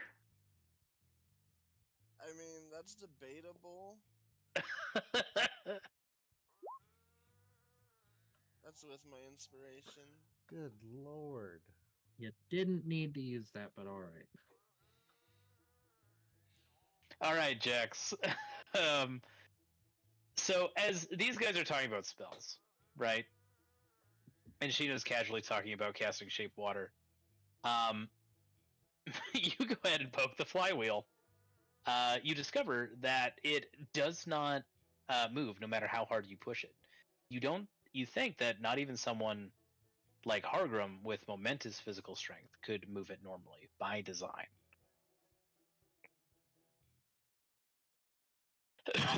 What you do find is that there is a disengaged sprocket that can be slid along an axle to engage a different part of the machinery. If a sprocket is set in place, the flywheel will move when you push it. And you imagine that this will cause a chain reaction elsewhere. If you let go, it will reverse and spin back to its original position. Is there a sprocket? You don't see one, but what you do see with the 29 is that there's a small hole on the rim of the flywheel into which a something like a weapon hilt or a bundle of arrows might fit in place of a sprocket. If something at least 6 inches long extends from the flywheel at that point, you also see that the flywheel will not have enough room to reverse. You also see that along the edges of the flywheel has faint etchings of the elemental symbols of air, earth, fire, and water.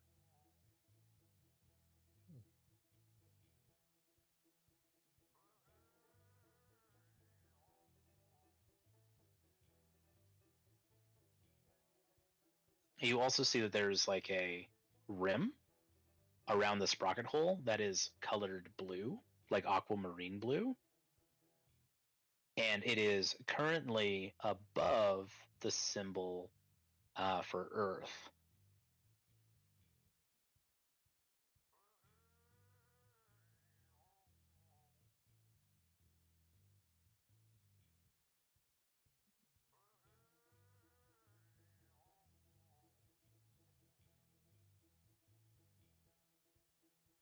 Wait, so we can. There's enough room that we can use a weapon hilt in proxy of the sprocket, right? Correct. Okay, then I'm gonna go ahead and put a dagger in it and see what moves.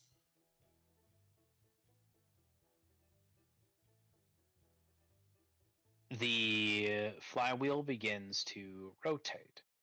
As you suspect, you all hear machinery whirring in the walls. The previously empty sprocket hole rotates from earth to fire to wind and eventually to water. Once the blue aquamarine ring, where you have your dagger inserted, is aligned with water, the symbol above you in the dome ceiling begins to glow, and you hear a series of clicks from somewhere beyond the walls.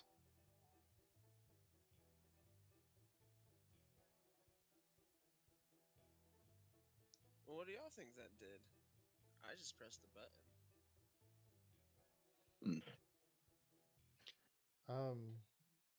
Can I do a detect magic to see if like this is radiating anything and maybe trace it somewhere? Sure thing.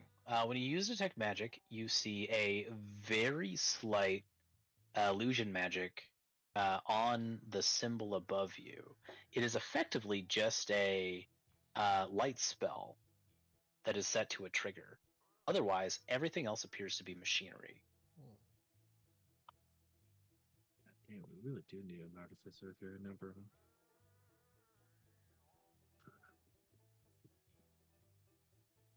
Maybe these are like blocks or something. Yeah, I think it might be a three lock. Like if you have to do three things, That'd be there's four, right? things to 4 do. elements. Yeah. Do we need to find other ruins with hidden walls and align them to their respective symbols? And then when all four are aligned together, in the center of the ruins opens a tomb of the king. That sounds good. Yeah. I mean, there's no evidence that we've seen showing anything more than the water symbol, cult symbol. We've seen the other elemental symbols in this diagram above us, but we haven't seen like the ancient fire symbol in another part of the ruins that leads to this diagram that we see that has all four. Jex, I'll also remind you that you know that as soon as you let go of this dagger, the wheel is going to fly back into place. Oh, so we got to separate. If that theory No. is true. Mm-hmm. Doesn't Jex have fabricate? Can he fabricate a cog? Mm. That's true. Anything that is 6. What was it? 6 inches. And yeah, 6 inches. If something is at least 6 inches that extends from the flywheel at that point, you can block it from moving back. Instead So of just a- spending 10 minutes to cast Fabricate, I can just leave one of the 3 bobs here to hold it. That is also true. That's, yep.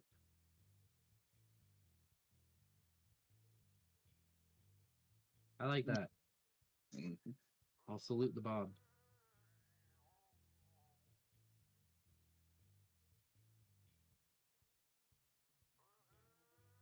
That means we got other ones to find then? I guess so. Primo. Allegedly.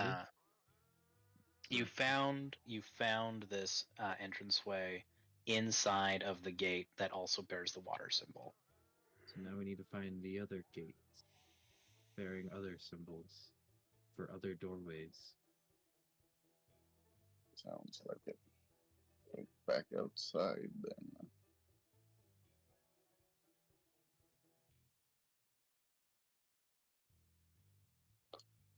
You leave Bob.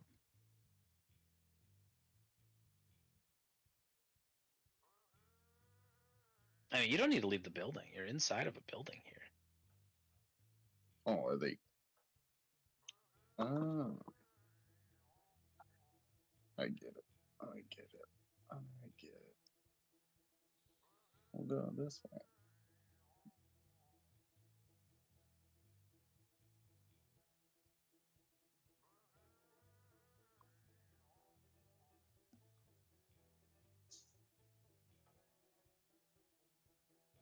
You do encounter a wall.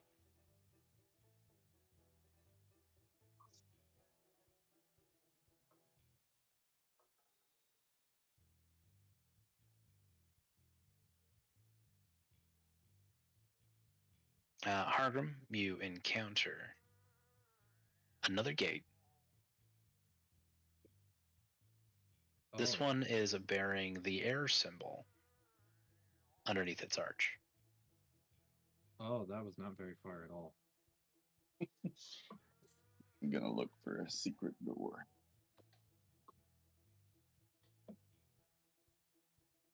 Much like the first attempt, with the first gate, you find a similarly placed door that leads to another narrow staircase.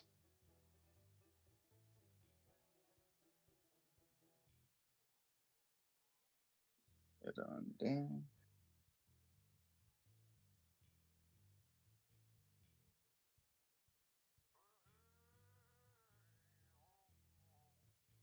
It is a similar setup from the looks of things. There is a sprocket. There's an empty sprocket with a ring made out of glass. It looks like it's clear, but the hole is empty. Similarly sized room.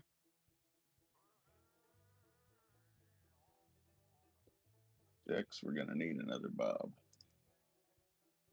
I got 3. Well, 2 now. This will be down to 1. I do have a dagger I can shove in there too. Is a rapier too big? Because I've got a rapier.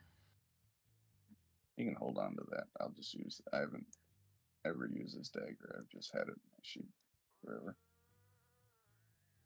You're gonna have a Bob do it.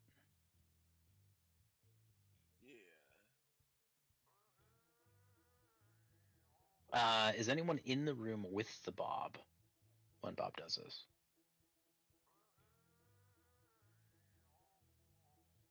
Can I put Navi in there? You can put Navi in there. I'll put Navi in there. Just to see without seeing.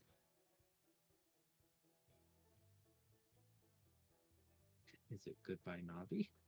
When Bob 2, when Bob 2 finishes turning the sprocket, it's much of the same effect.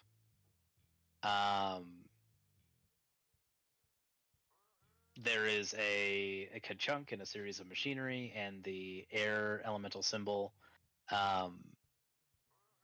begins to glow. There is something about this room that your passive perception now makes you aware of, because nobody asked for an investigation check in this room. Unlike the previous room, well, maybe not unlike the previous room, but it becomes clear to you now that the floor is actually a mesh grate with stone beneath it. And the floor draws away, and the second door leading to the staircase begins to slowly descend. And when the floor recedes, you see under the grate there are massive fans that begin to whir. They whir so powerfully that they are slightly pushing, like pulling whoever's in the room down. Not so much that it requires a check, But whoever's still in there finds that the air inside the room is getting thinner and thinner and thinner. Mm. And there's enough passive perception and wisdom and intelligence in this party to understand that this room is soon going to be completely bereft of oxygen. So is it safe to assume Bob 1 is going to drown? You could always go check, but it stands to reason. Well, can't undead or undead don't need to breathe anyway, do they? No. That's what I was gonna say. They just chilling. They got enough armor on to hold him down in the water. Yeah. He's gonna hold on. Fuck you and the Bobs. I say that with affection. I We're didn't gonna think have they'd be trouble. this useful. We're gonna have trouble with the fire though. So He's got his mage hand. Can would he be able to mage hand it? Hey, don't we still have that potion of fire resistance? I mean I am resistant if I'm raging. Well, what's the distance to it? How far does mage hand go? Is it 30 or 60 feet? And don't you double it with your rogue subclass? But he has to hold it forever until we figure out what it Well, opens. he's probably got to hold it just long enough to. Mage hand's a Work. minute at least, I think. Yeah, it is a minute. I actually thought Mage Hand might have HP, but no, that'll work. Yep. To answer your questions, fire could be a problem, earth could be a problem. Presumably, with that 29, once all the gates are done, then the entire trap should, disarm. So should we have I can do the wizards? fire. No, I was gonna say we should have wizards mage hand the last two simultaneously. Then. I mean, there's a third Bob. Yeah, we don't need to blow resources if we can. On Wait, to do the either next. of you guys have Unseen Servant? That might Um, be better for the fire. I But- have Navi. As long as something is in the sprocket, yes, Mage Hand will work. It doesn't require a lot of strength. And Um, jab. I can shove in. Hargrim, this gate up here, bears the earth symbol. Jex and Theo, this gate right here, bears the fire symbol.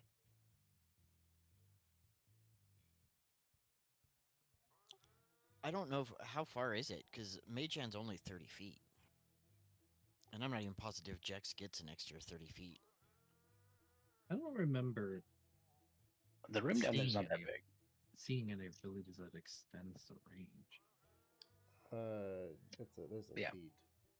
I will Hopefully- say with Sorry? Um, I was just saying if we do the fire one last, I mean it's not like it should disarm everything after that. You took Arcane Trickster? Yeah, that was my rogue subclass to go into wizard. Oh, right. Rogue.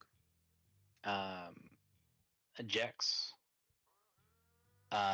with a 29 investigation, you do know now with this new information that the goblinoids who built this place were supposed to turn each of these turnstiles together.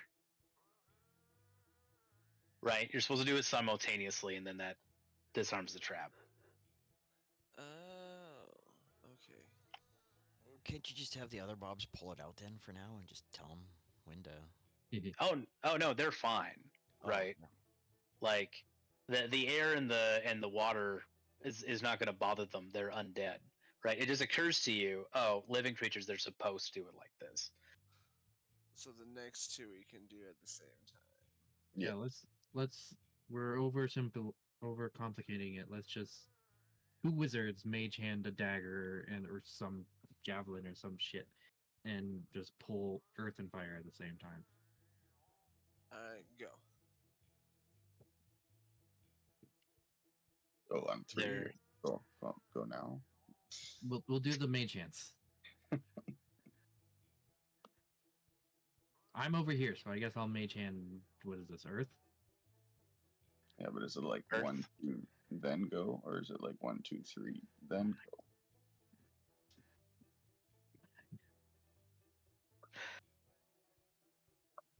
There is a rumble, and Jex, you see from your position, the walls fold away to show vents that flicker with fire.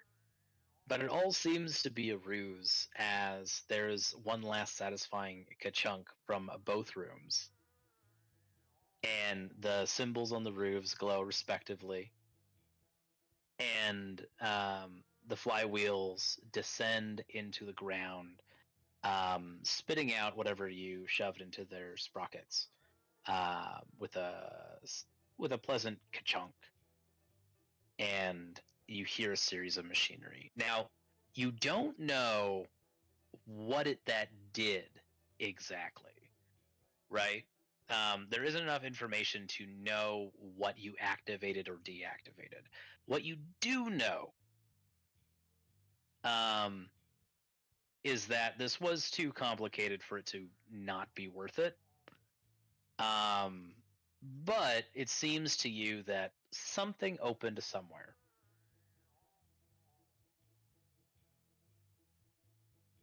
Right? Like, something occurred, you altered something in a different area. Okay, so we opened a door somewhere. We just don't know where that somewhere is. Maybe that big statue. Ooh, good thought. Would I have heard maybe anything open since I was up top? Um, Like the You direction felt- or anything? you felt the ground rumble. Give me a perception check.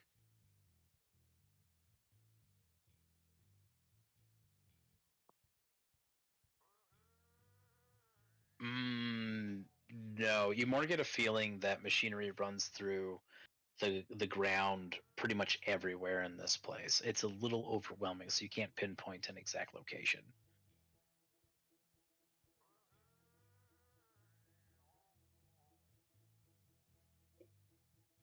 So I think that big statue is like somewhere off this way.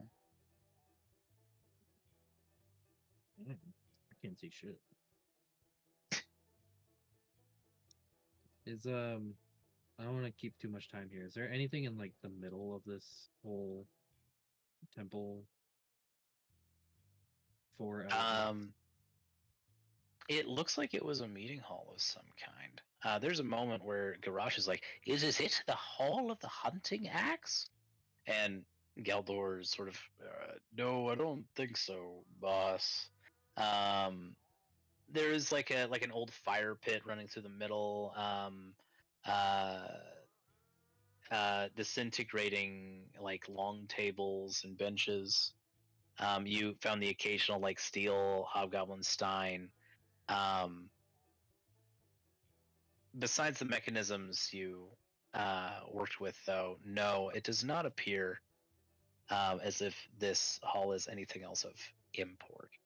The Hall of the Hunting Axe, the true one, is likely elsewhere, although you wouldn't be surprised if this structure held that name for public purposes. That's too funny. Okay.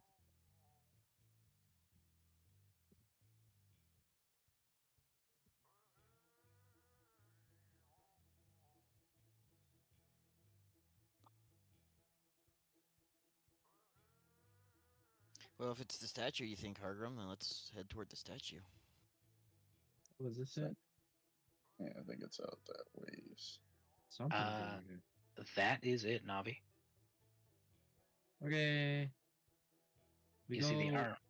We go west. We go east.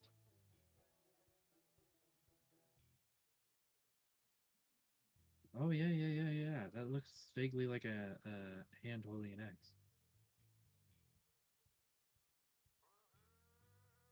Damn, this thing's big.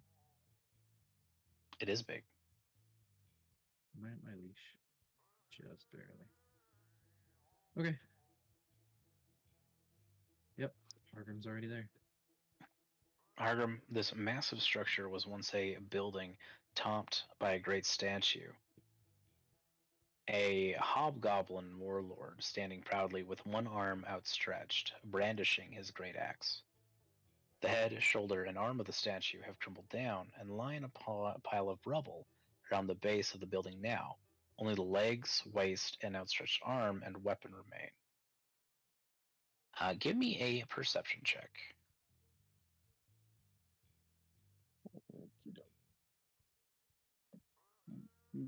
I'm decent at these. This seems like something's over here.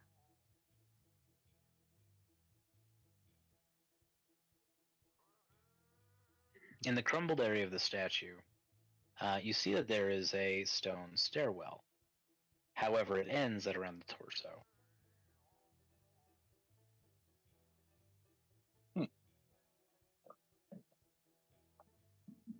Anyone else is free to roll perception checks as well if they want, or investigation. I'm assuming that you're with Hargrim I would, at the moment. can I do both one from Prime's position and Navi's position? Nope, you get to choose one. Okay, well, I will do it from Navi's position. I'm more curious about what's over here. Oh, those are just ruins. Oh, yep, sure as fuck are. You learn that those are just ruins.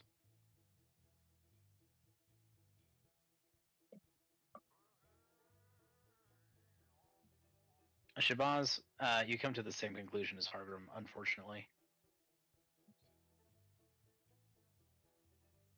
Neat stairs. They end at the torso, but there's nothing at the torso worth looking at.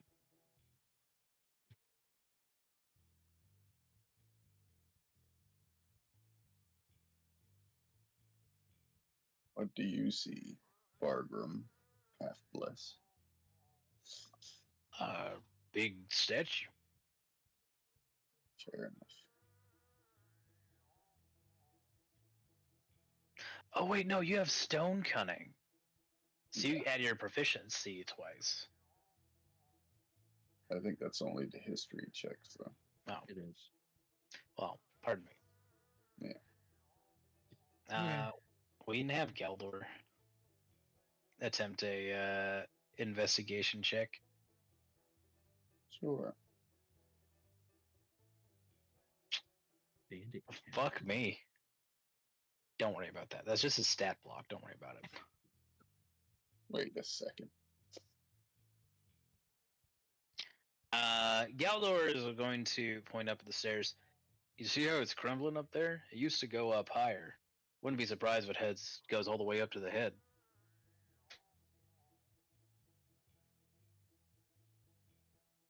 But it looks like have to climb the rest of the way. Well, maybe not Baldy over here. Or that winged fella. Well, why don't you guys go up there? Yeah, if there's room to fly up there, I'd hover up top and see what we can see. Your Pegasus allows you to ascend to the top of the statue, and sure enough, there is a platform.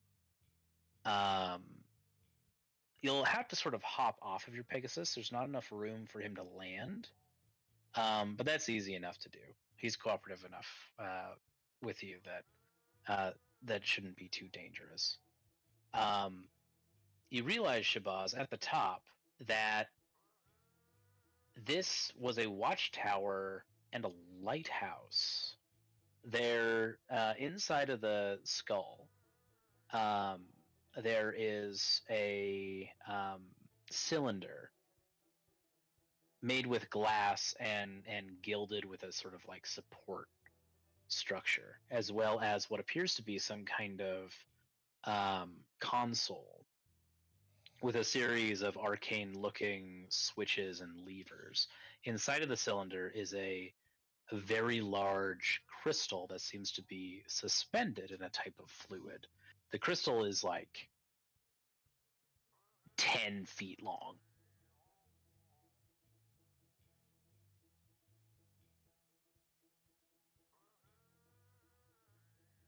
It seems like might be a lighthouse. Is there? Do I know how to light it up? Can I turn it on? Give me an investigation or arcana check.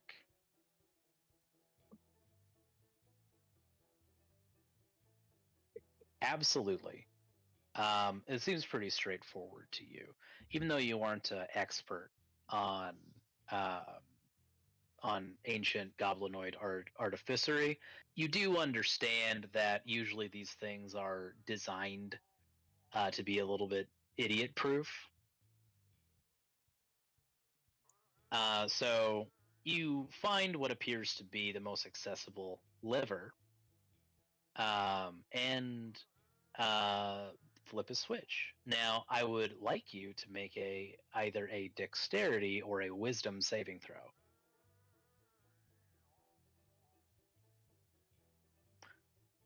Ow.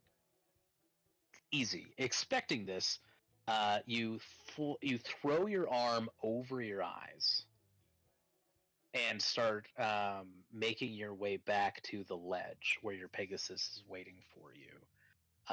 There is a thrumming sound, and you had the foresight to protect yourself from the blinding flash that erupts from the statue's skull.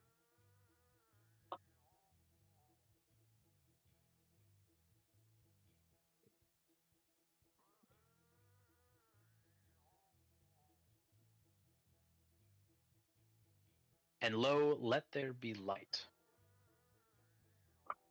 Woo.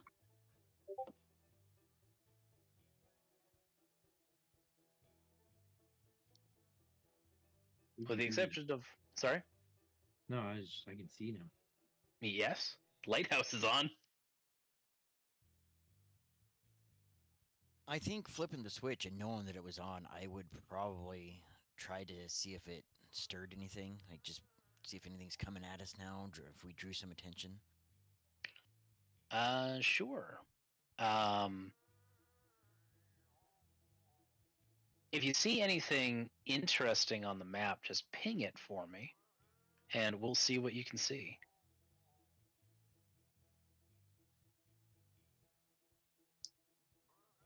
Actually, you're in the sky, so you have an aerial view. So yeah, there are three things that you notice. There is a cliff face that actually should not be blocked off now because you're in the air. You see much more like ancient city that connects to a waterfall. Besides archaeological value, this just tells you that this place was a sprawling community at some point. Over here, you see what appears to be an amphitheater.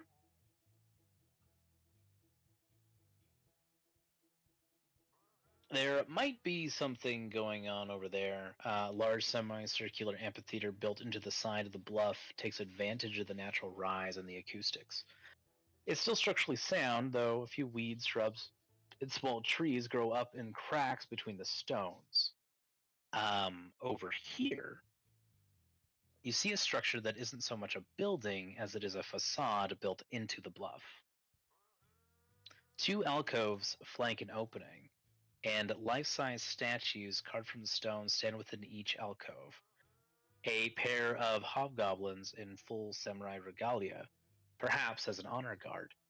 The statues are badly weathered and have suffered damage from vandals and the elements. I think I would let everybody know, probably seemingly north. Seems, well, I would have let them know everything I saw, but it seems to me like north is probably the way to go. Whether that's the tomb or the false tomb, it seems most likely. I have my suspicion.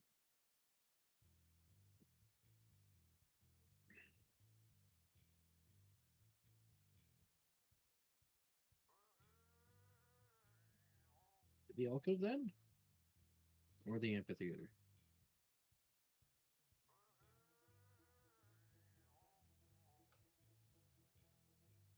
I guess let's ask No Beard. Tell him what I saw and what he thinks about it. Oh, well. The amphitheater certainly sounds interesting, but is a diversion. We're here for a tomb, after all. Much like us dwarves, the ancient goblinoids preferred sarcophagi and catacombs. So this alcove in the bluff seems right up their alley, so to speak. I would like to investigate the amphitheater at some point, but perhaps later. I would consider it a secondary objective.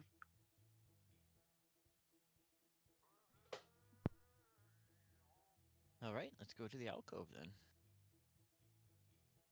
then. This structure isn't so much a building as it. Oh, wait, I already read that.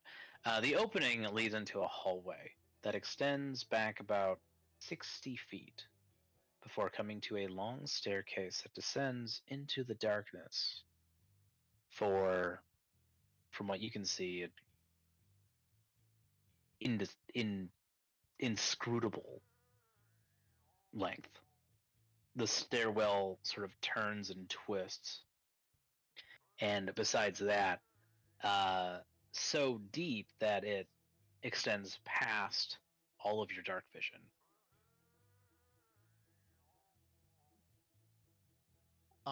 I will cautiously approach the entrance and dancing lights as far down as I can and just bring it back to me. Okay. What is your? Well, I guess it doesn't really matter. It twists in such a way that you know it goes deeper, but you'll lose sight of your dancing lights. About 60 feet down. Every 20 feet there is a landing, and on the either side of each landing there is a small alcove that holds a stone brazier. They do not look like they have been lit in many years.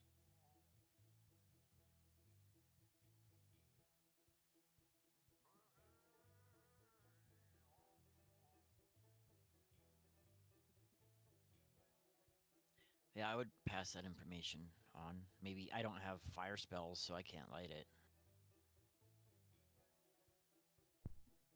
I can do a cantrip firebolt. As soon as your firebolt hits the brazier, all of the other braziers, foom, foom, foom, foom, foom, foom, foom, foom, all light in sequence, all the way down.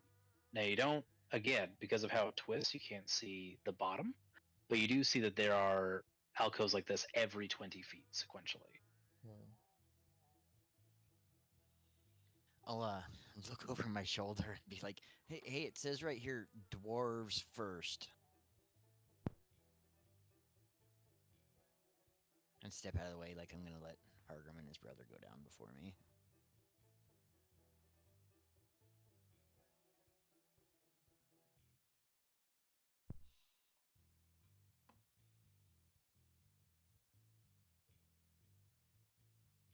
I'm gonna go ahead and group y'all together so I can move you to the next map.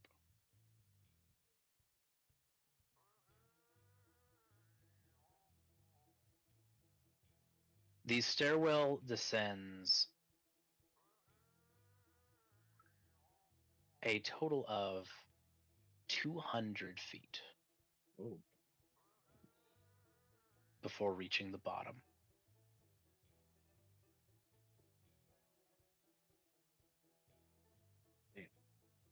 still big squares. Now these squares, despite what the rulers might tell you, are representative of 20 feet in this chamber.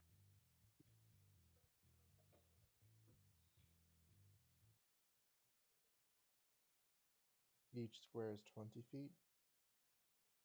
Correct. Okay.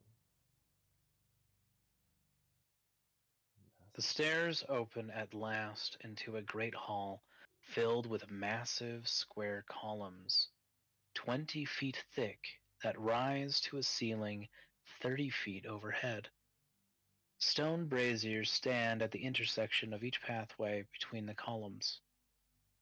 Each column serves as a mausoleum, with an alcove carved into each side, offset so that the alcove takes up only the right hand of the facing. The alcoves once held stone effigies of the interred dead. Many of the tombs. Oh,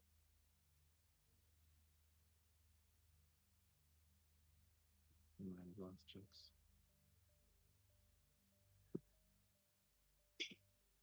I didn't realize I was muted. My bad.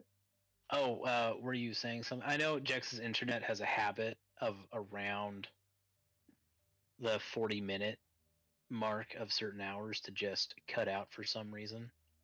It might be that.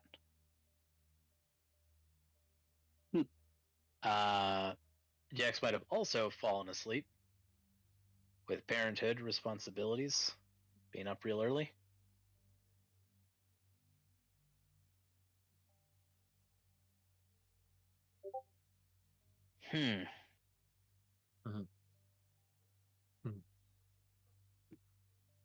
He dead.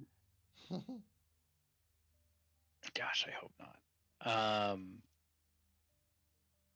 I'll probably just review this room next time we play anyways, but many of the tombs appear to have been smashed open. Recently smashed open, revealing the bones of the dead inside. The crumbled and ruined stonework of the broken effigies lies smashed on the floor. "Methinks we're in the right place," Gargosh says plainly, strolling among the crypts. "Somewhere in here is a secret to King Flametongue's tomb. We just have to find it. Though I get the feeling we aren't alone in here." No, boss, I don't think we are. Hargrim, the floor here is made of smooth cut stone. Each column holds 4 crypts, and each crypt is hidden behind an alcove that either contains or once contained a stone slab carved with a bas relief of the goblinoid entombed within. This is what your stone cunning innately tells you. You also infer that many of the crypts have already been searched. They're the ones that stand open, doors and effigies smashed. A quick count reveals that about 8 of the crypts remain sealed at a glance.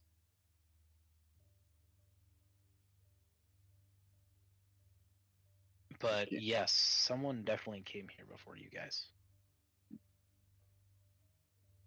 Suppose I can't read goblinoid, so someone's gonna have to read the names. Maybe there's a clue in the names. Guess what? I have a spell. I can read. I cast tongues. Guess what? Some of us can just actually read Goblinoid. Why would you take goblinoid? It's not like it's Eberron. Although, if you want to cast your spell, go ahead. I'm not going to stop you.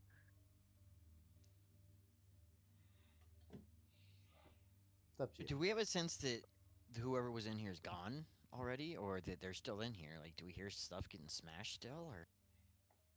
Give me a perception check. No, it doesn't matter. It's only spoken words, so.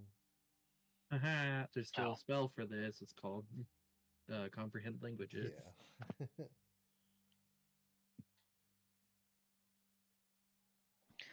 Dancing lights.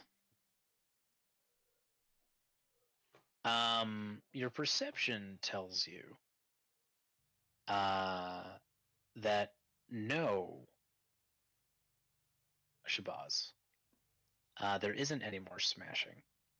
And a quick cursory glance tells you that you may in fact actually be alone. That the paranoid mutterings of the evidence of the obvious smash and grab is a little bit of a red herring. There was definitely somebody here, but your eye catches signs that a group had come here, didn't find anything themselves, and left.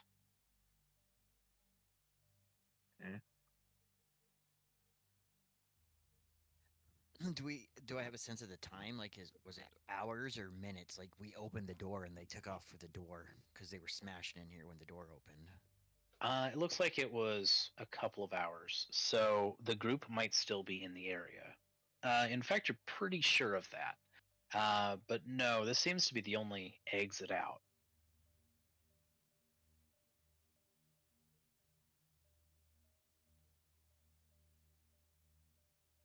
Okay, you can. I just wanted to check to see if they were around. Weren't you guys like reading Goblinoid or something?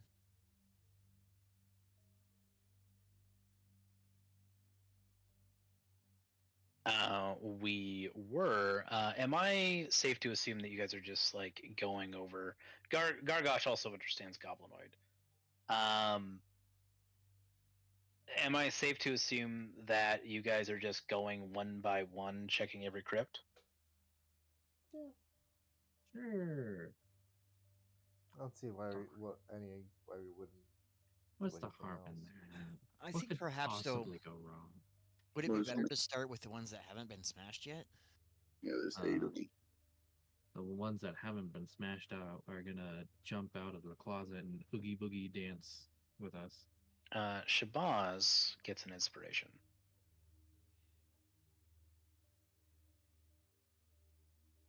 Those of you who can read Goblinoid, go ahead and. Well, you know what? Garrosh can actually be helpful here. Garrosh says, "We are looking for the tomb of King Torhild Flametongue. It will look like this in Dash script." And he holds up a piece of parchment with the writing.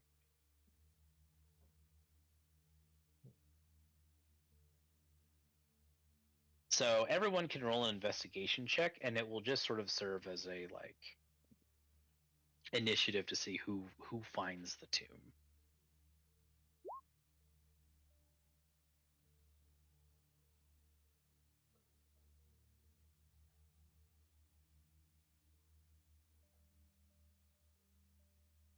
I know you're waiting on me. Sorry.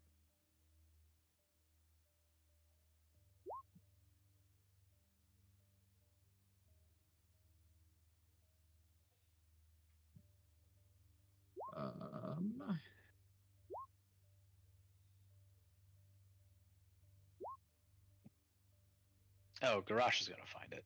Garrosh is a non-combatant, so he just gets to... That's what he gets, but he rolled a nat 20. I will move the party to where it is appropriate.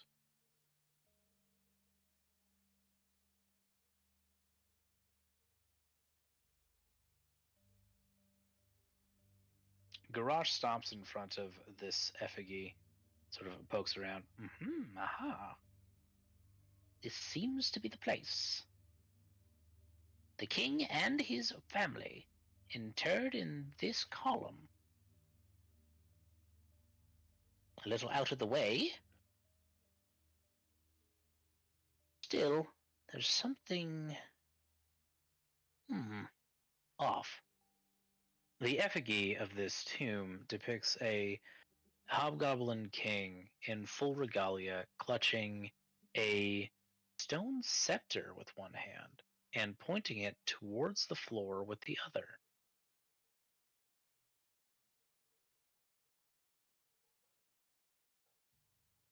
Garrosh will also point out with his natural 20, and Shino with an investigation of 28. Christ almighty. Shino, you definitely notice that there are no seams in the effigy to suggest that there is anything behind it. This tomb that you're looking at is false. Wee woo. Wee woo. You also see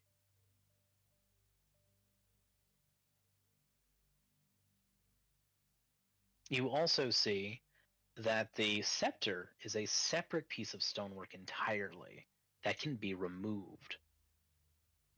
The scepter is 2 feet long with a handle 2 inches thick. You estimate that it will weigh about 25 pounds.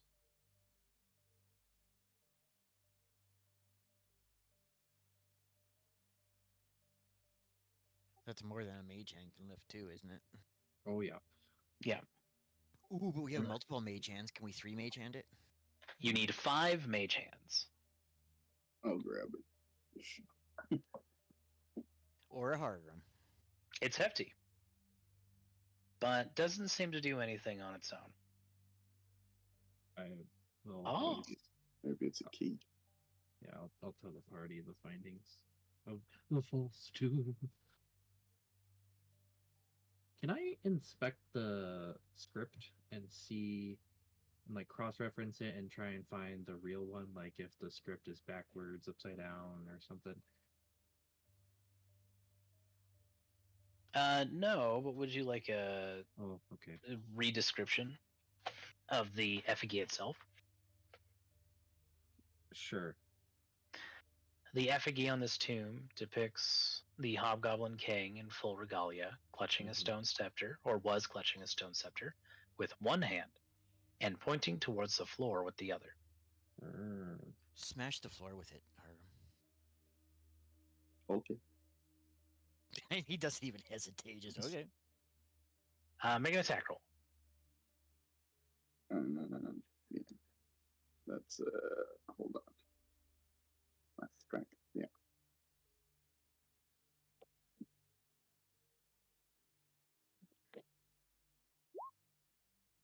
Oof. Hey, I can reroll. I'm just kidding. It's not damage. That's not a critical one, but no, you don't seem to damage the floor. Garrosh, what are you doing? Why are we doing this? Can you like lift Something the tile here. up? Can you lift the tile up or something? Shino, roll a perception check. Perception.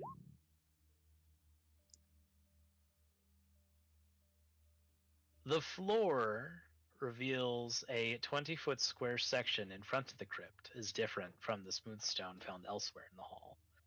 It consists of 10 20-foot long, 1-foot wide stone slabs nearly fitted together. Drilled next to the southernmost slab is a 2-inch wide, 6-inch deep hole, which you have just found. Slot the thingy, the weapon in the hole. Shove my scepter down the hole. With your scepter down the hole and turning the scepter, 4 elemental symbols start to glow on each corner of the 2 slabs.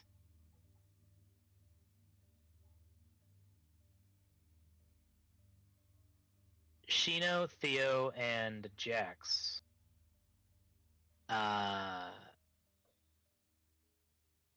being wizards with your baseline intelligence modifiers, it occurs to you that this would not have opened even with the scepter had you not completed the puzzle in the hall before. The slats glide into the floor, revealing a secret staircase. Secret tunnel. I feel like there needed to be a Zelda sound effect there. Who's got that soundboard? I just heard it. Do not. Just Someone heard it. just did it. Someone just did it. Yeah, I did. Garrosh stares in amazement. We found it! The axe will soon be mine at last. See, I didn't need the stupid diary in the first place. Let's go! Are we gonna get ambushed now? Right. Yeah, we haven't come across golems or the gas, so. Oh, I Navi's being moved. We're not being ambushed. I'm moving you guys to the next map. Sorry, what's that? I was Theo? like under my breath, like this guy isn't doing anything. We're doing all the work. And in everybody's head, I'm gonna be like, but think of the party afterwards. Whoops. Yeah, but I mean, I can rent a Orion train. I'm of the house. Wait, what? What? What? This is responding in our head. Oh, telepathy. Pardon me. Yeah, He would fanboy the fuck out if you let him know. yeah. Doesn't take an insight check to see. I debated, and I, he just It needs might be to make best to fly low on this one. Yeah.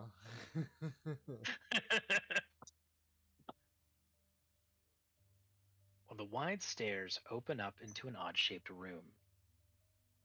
Set into the wall next to the stairs is a stone lever in the down position. Braziers similar to the ones above burn with mysterious blue flames that give off no heat. In alcoves to either side, large dwarven statues, pardon me, dwarven, so many dwarves in this adventure. All of a sudden, hobgoblin statues stand at attention, saluting the beautifully engraved marble sarcophagus that sits along the far wall, which is carved in goblin script.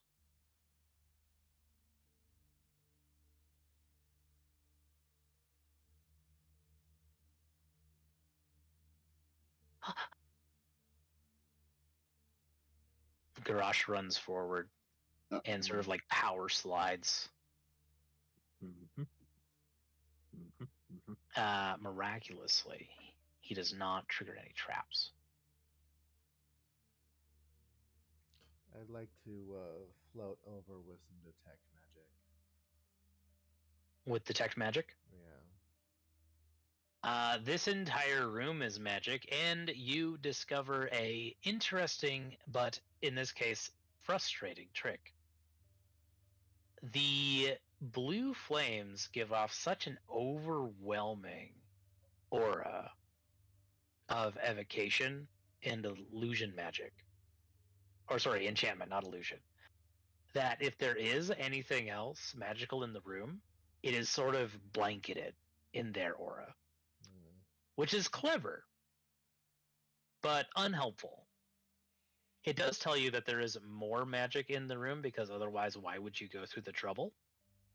Being an evocation savant, could I deduce what they are evoking?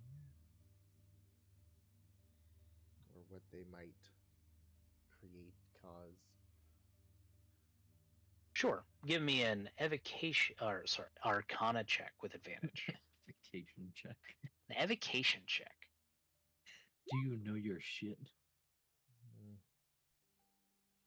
15's not bad. It does seem to be a variation of the perpetual flame spell.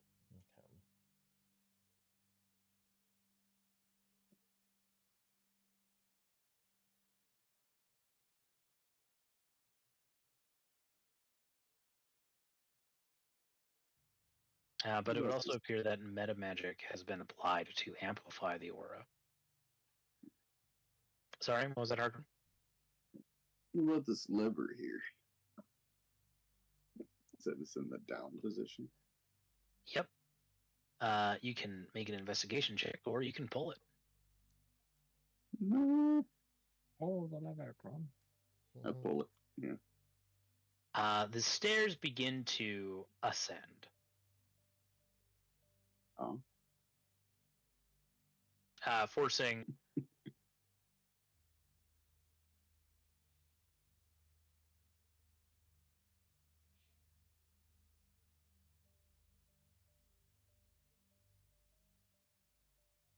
closing the exit out. And are these squares still 20 feet? Oh, pardon me. No, now they're equal to 10 feet. 10 feet? Okay. Alright, well, I think my detect magic is 30 feet. Fine. Oh wait. 5, 10, 15, 20, 25, 10. Yeah, you could get the whole room if you move up just 2 feet. Yeah, I'm floating above, so I'm not touching the ground. And I'm just gonna sit center. I will say you still have access to the lever, so you can get out whenever you want. You just go pull it again. Okay. Is that I don't think it's a bad idea to leave it closed without knowing where those other douchebags are, though. I mostly want to just, I need with to- my detect magic, see what's up with the chest. Once again, the blue flames are trying to obscure if there's anything else magical in the room. But you can go ahead and give me either a perception check or an investigation check. We're gonna go investigation. Not terrible.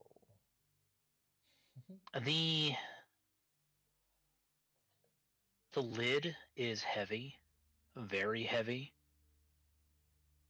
and it's gilded. You would not be surprised if this triggered a trap. You can't find the trap in and of itself, right? But there is more than enough to tell you that something will happen as soon as you pop this sucker open. Gotcha.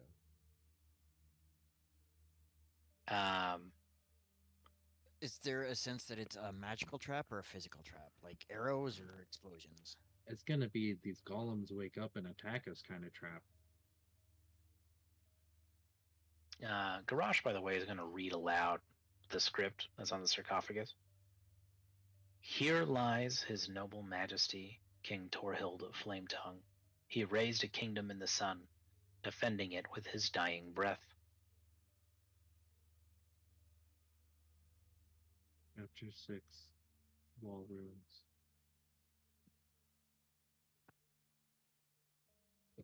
Huh.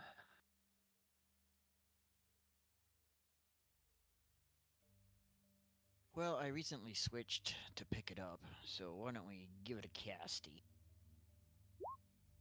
Are there still clouds, misty clouds? No, there's no phasers in here, pardon me. Okay. Are we thinking on the coffin or on one of the braziers? Braziers. Braziers would be my. Okay, pick a brazier right there.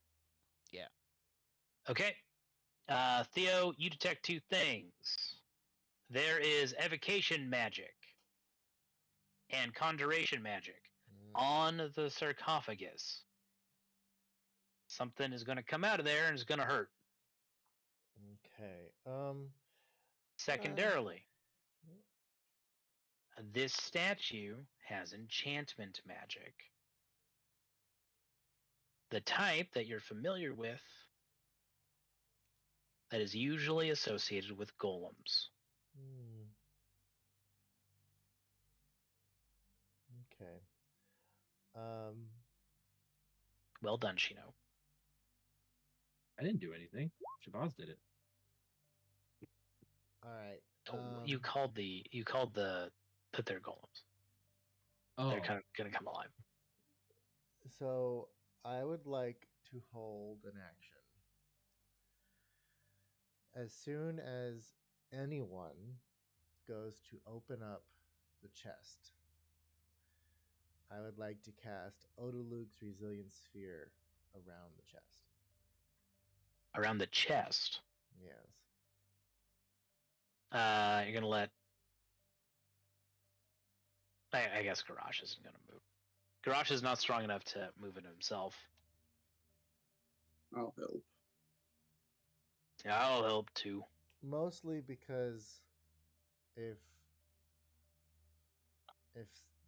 the chest triggers, my rationale is if the chest triggers something after being opened, we at least have a minute where whatever's in the chest is contained for a while we deal with, say, these two ominous looking statues on either Yeah. side of the room.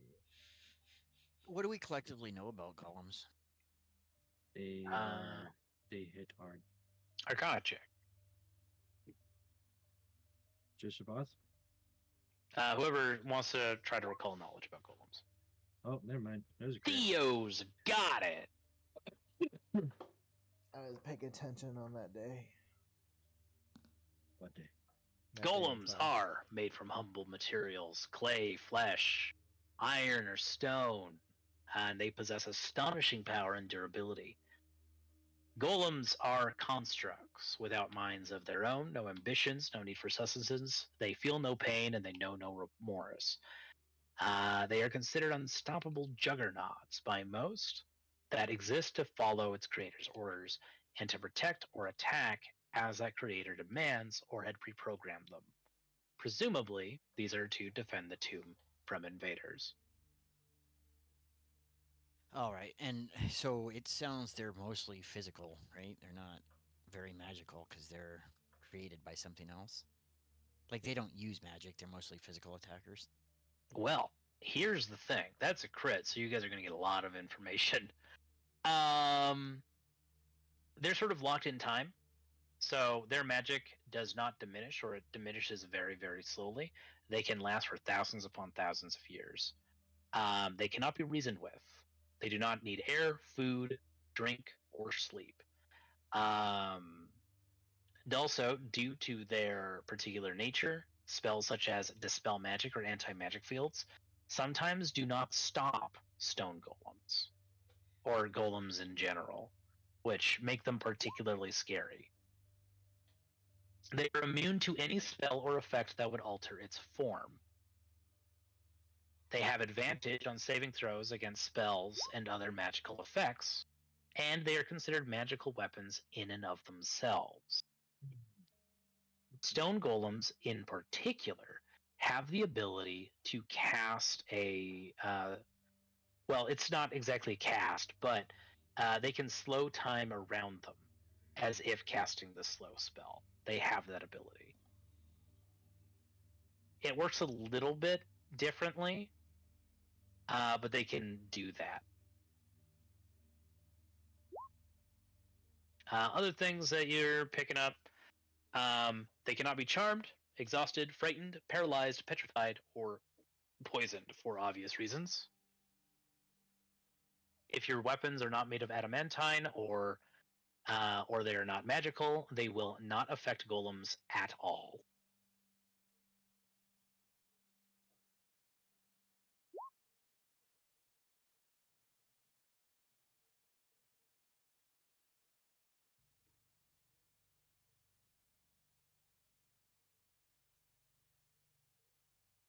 So we're assuming that the two golems are coming to life, and we're expecting a third, maybe undead creature coming out of the sarcophagus, then, or what?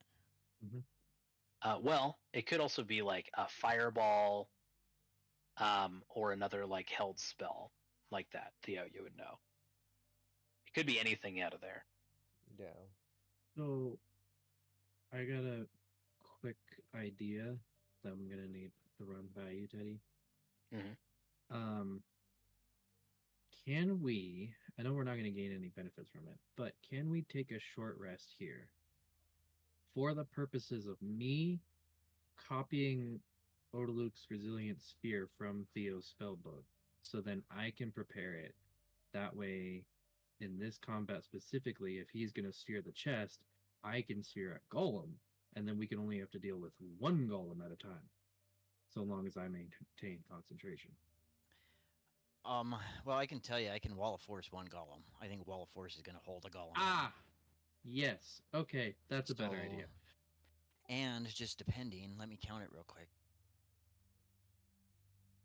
It's like 100 feet, right? So, oh, excuse me.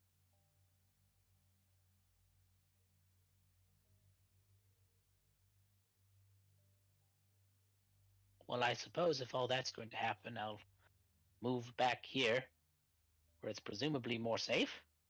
They're 20 feet squares or 10 feet squares? And They're 10 feet squares. My wall of force can force off the coffin and a golem. is it 60 feet? It's 10 by 10 squares. It's 100 feet. Oh, well, you're at half length right now, on my calculations.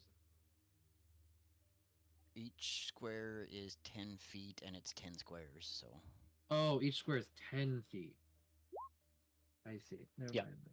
But I can't get both golems because of the distance of the room, but I can get that.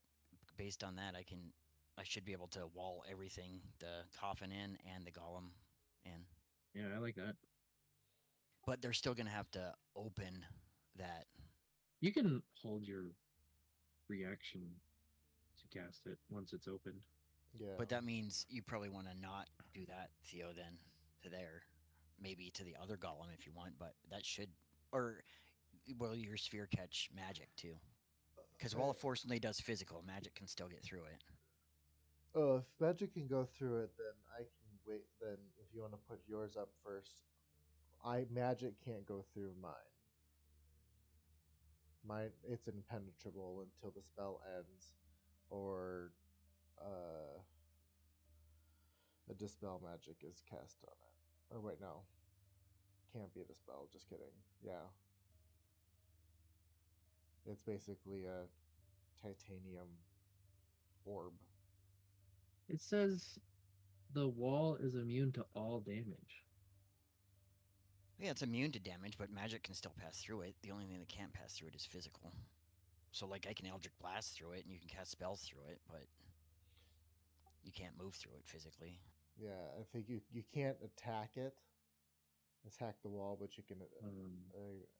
I guess it sounds like you can attack what's behind the wall with magic, at least.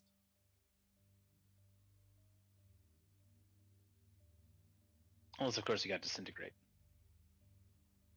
Yeah. Right, I suppose that the Disintegrate could actually be. It's a spell that could be on the coffin, too. So I can hold it while you guys open it, and then just cast it immediately once it's open, just how I had it to box everything in. Okay.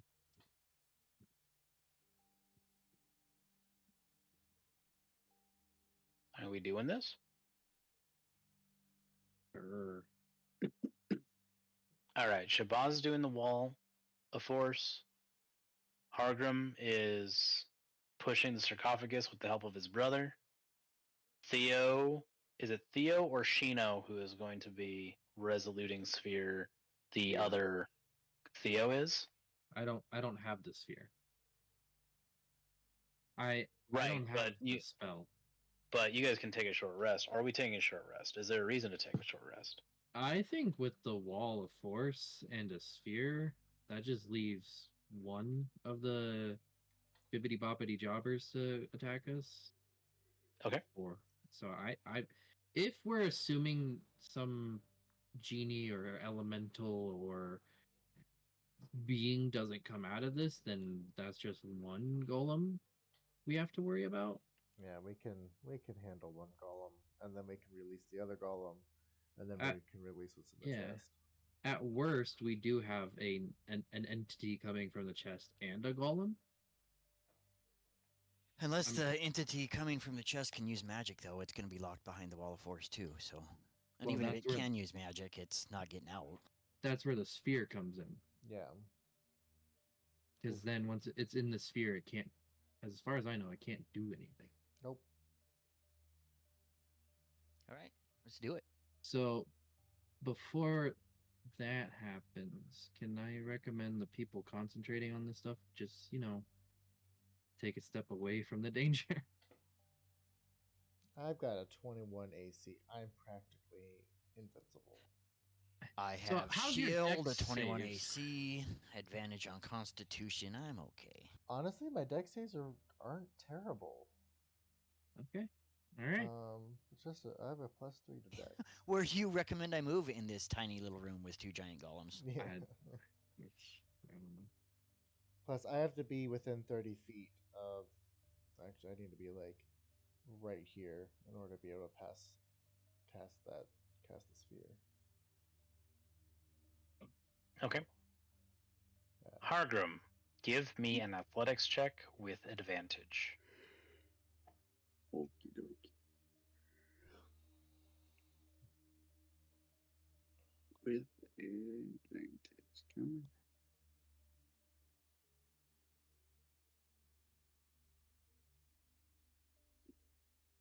Excellent. Between you and Galdor, you effortlessly shove the lid of the sarcophagus open, and inside you find nothing.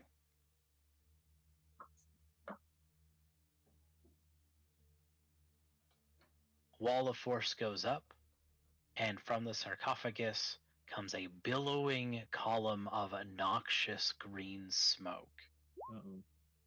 I would like everyone to roll a Constitution saving throw. Next time we play, as we are already over time, the golems do indeed come to life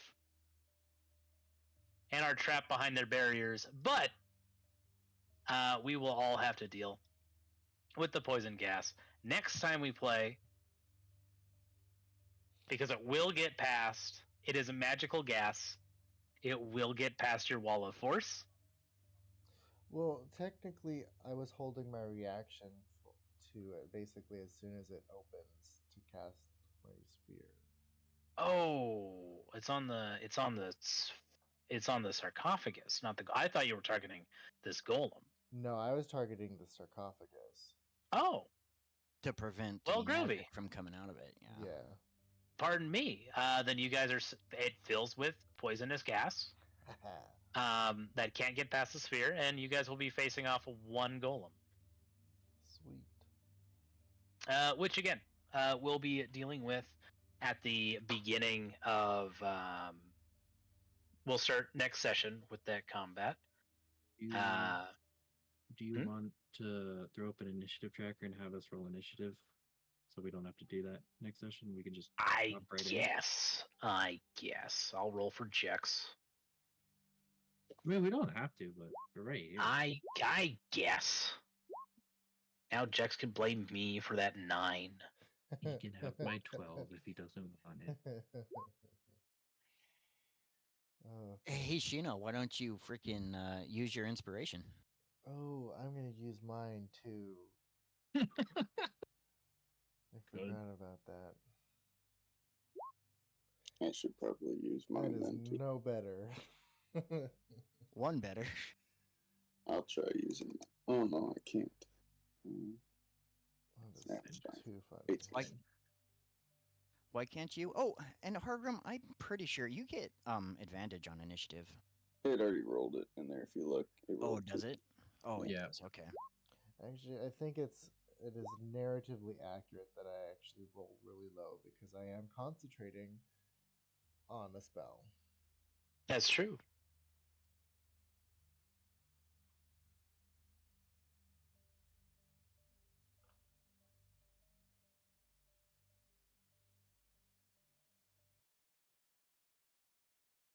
Oh, already putting Wall of Force to use, Shabbat. Yeah, told you. That's good. Very good, very good. I gotta go to bed. I'm dying. Good night. Yes, indeed. Good night. Feel free Mr. to Hart. leave, Hargrim. But for the rest of you who aren't dying, do we have any comments, questions, compliments, concerns? Anything of that nature? Nope. None for me. No, I think we good. Dash Well. Gooch fam.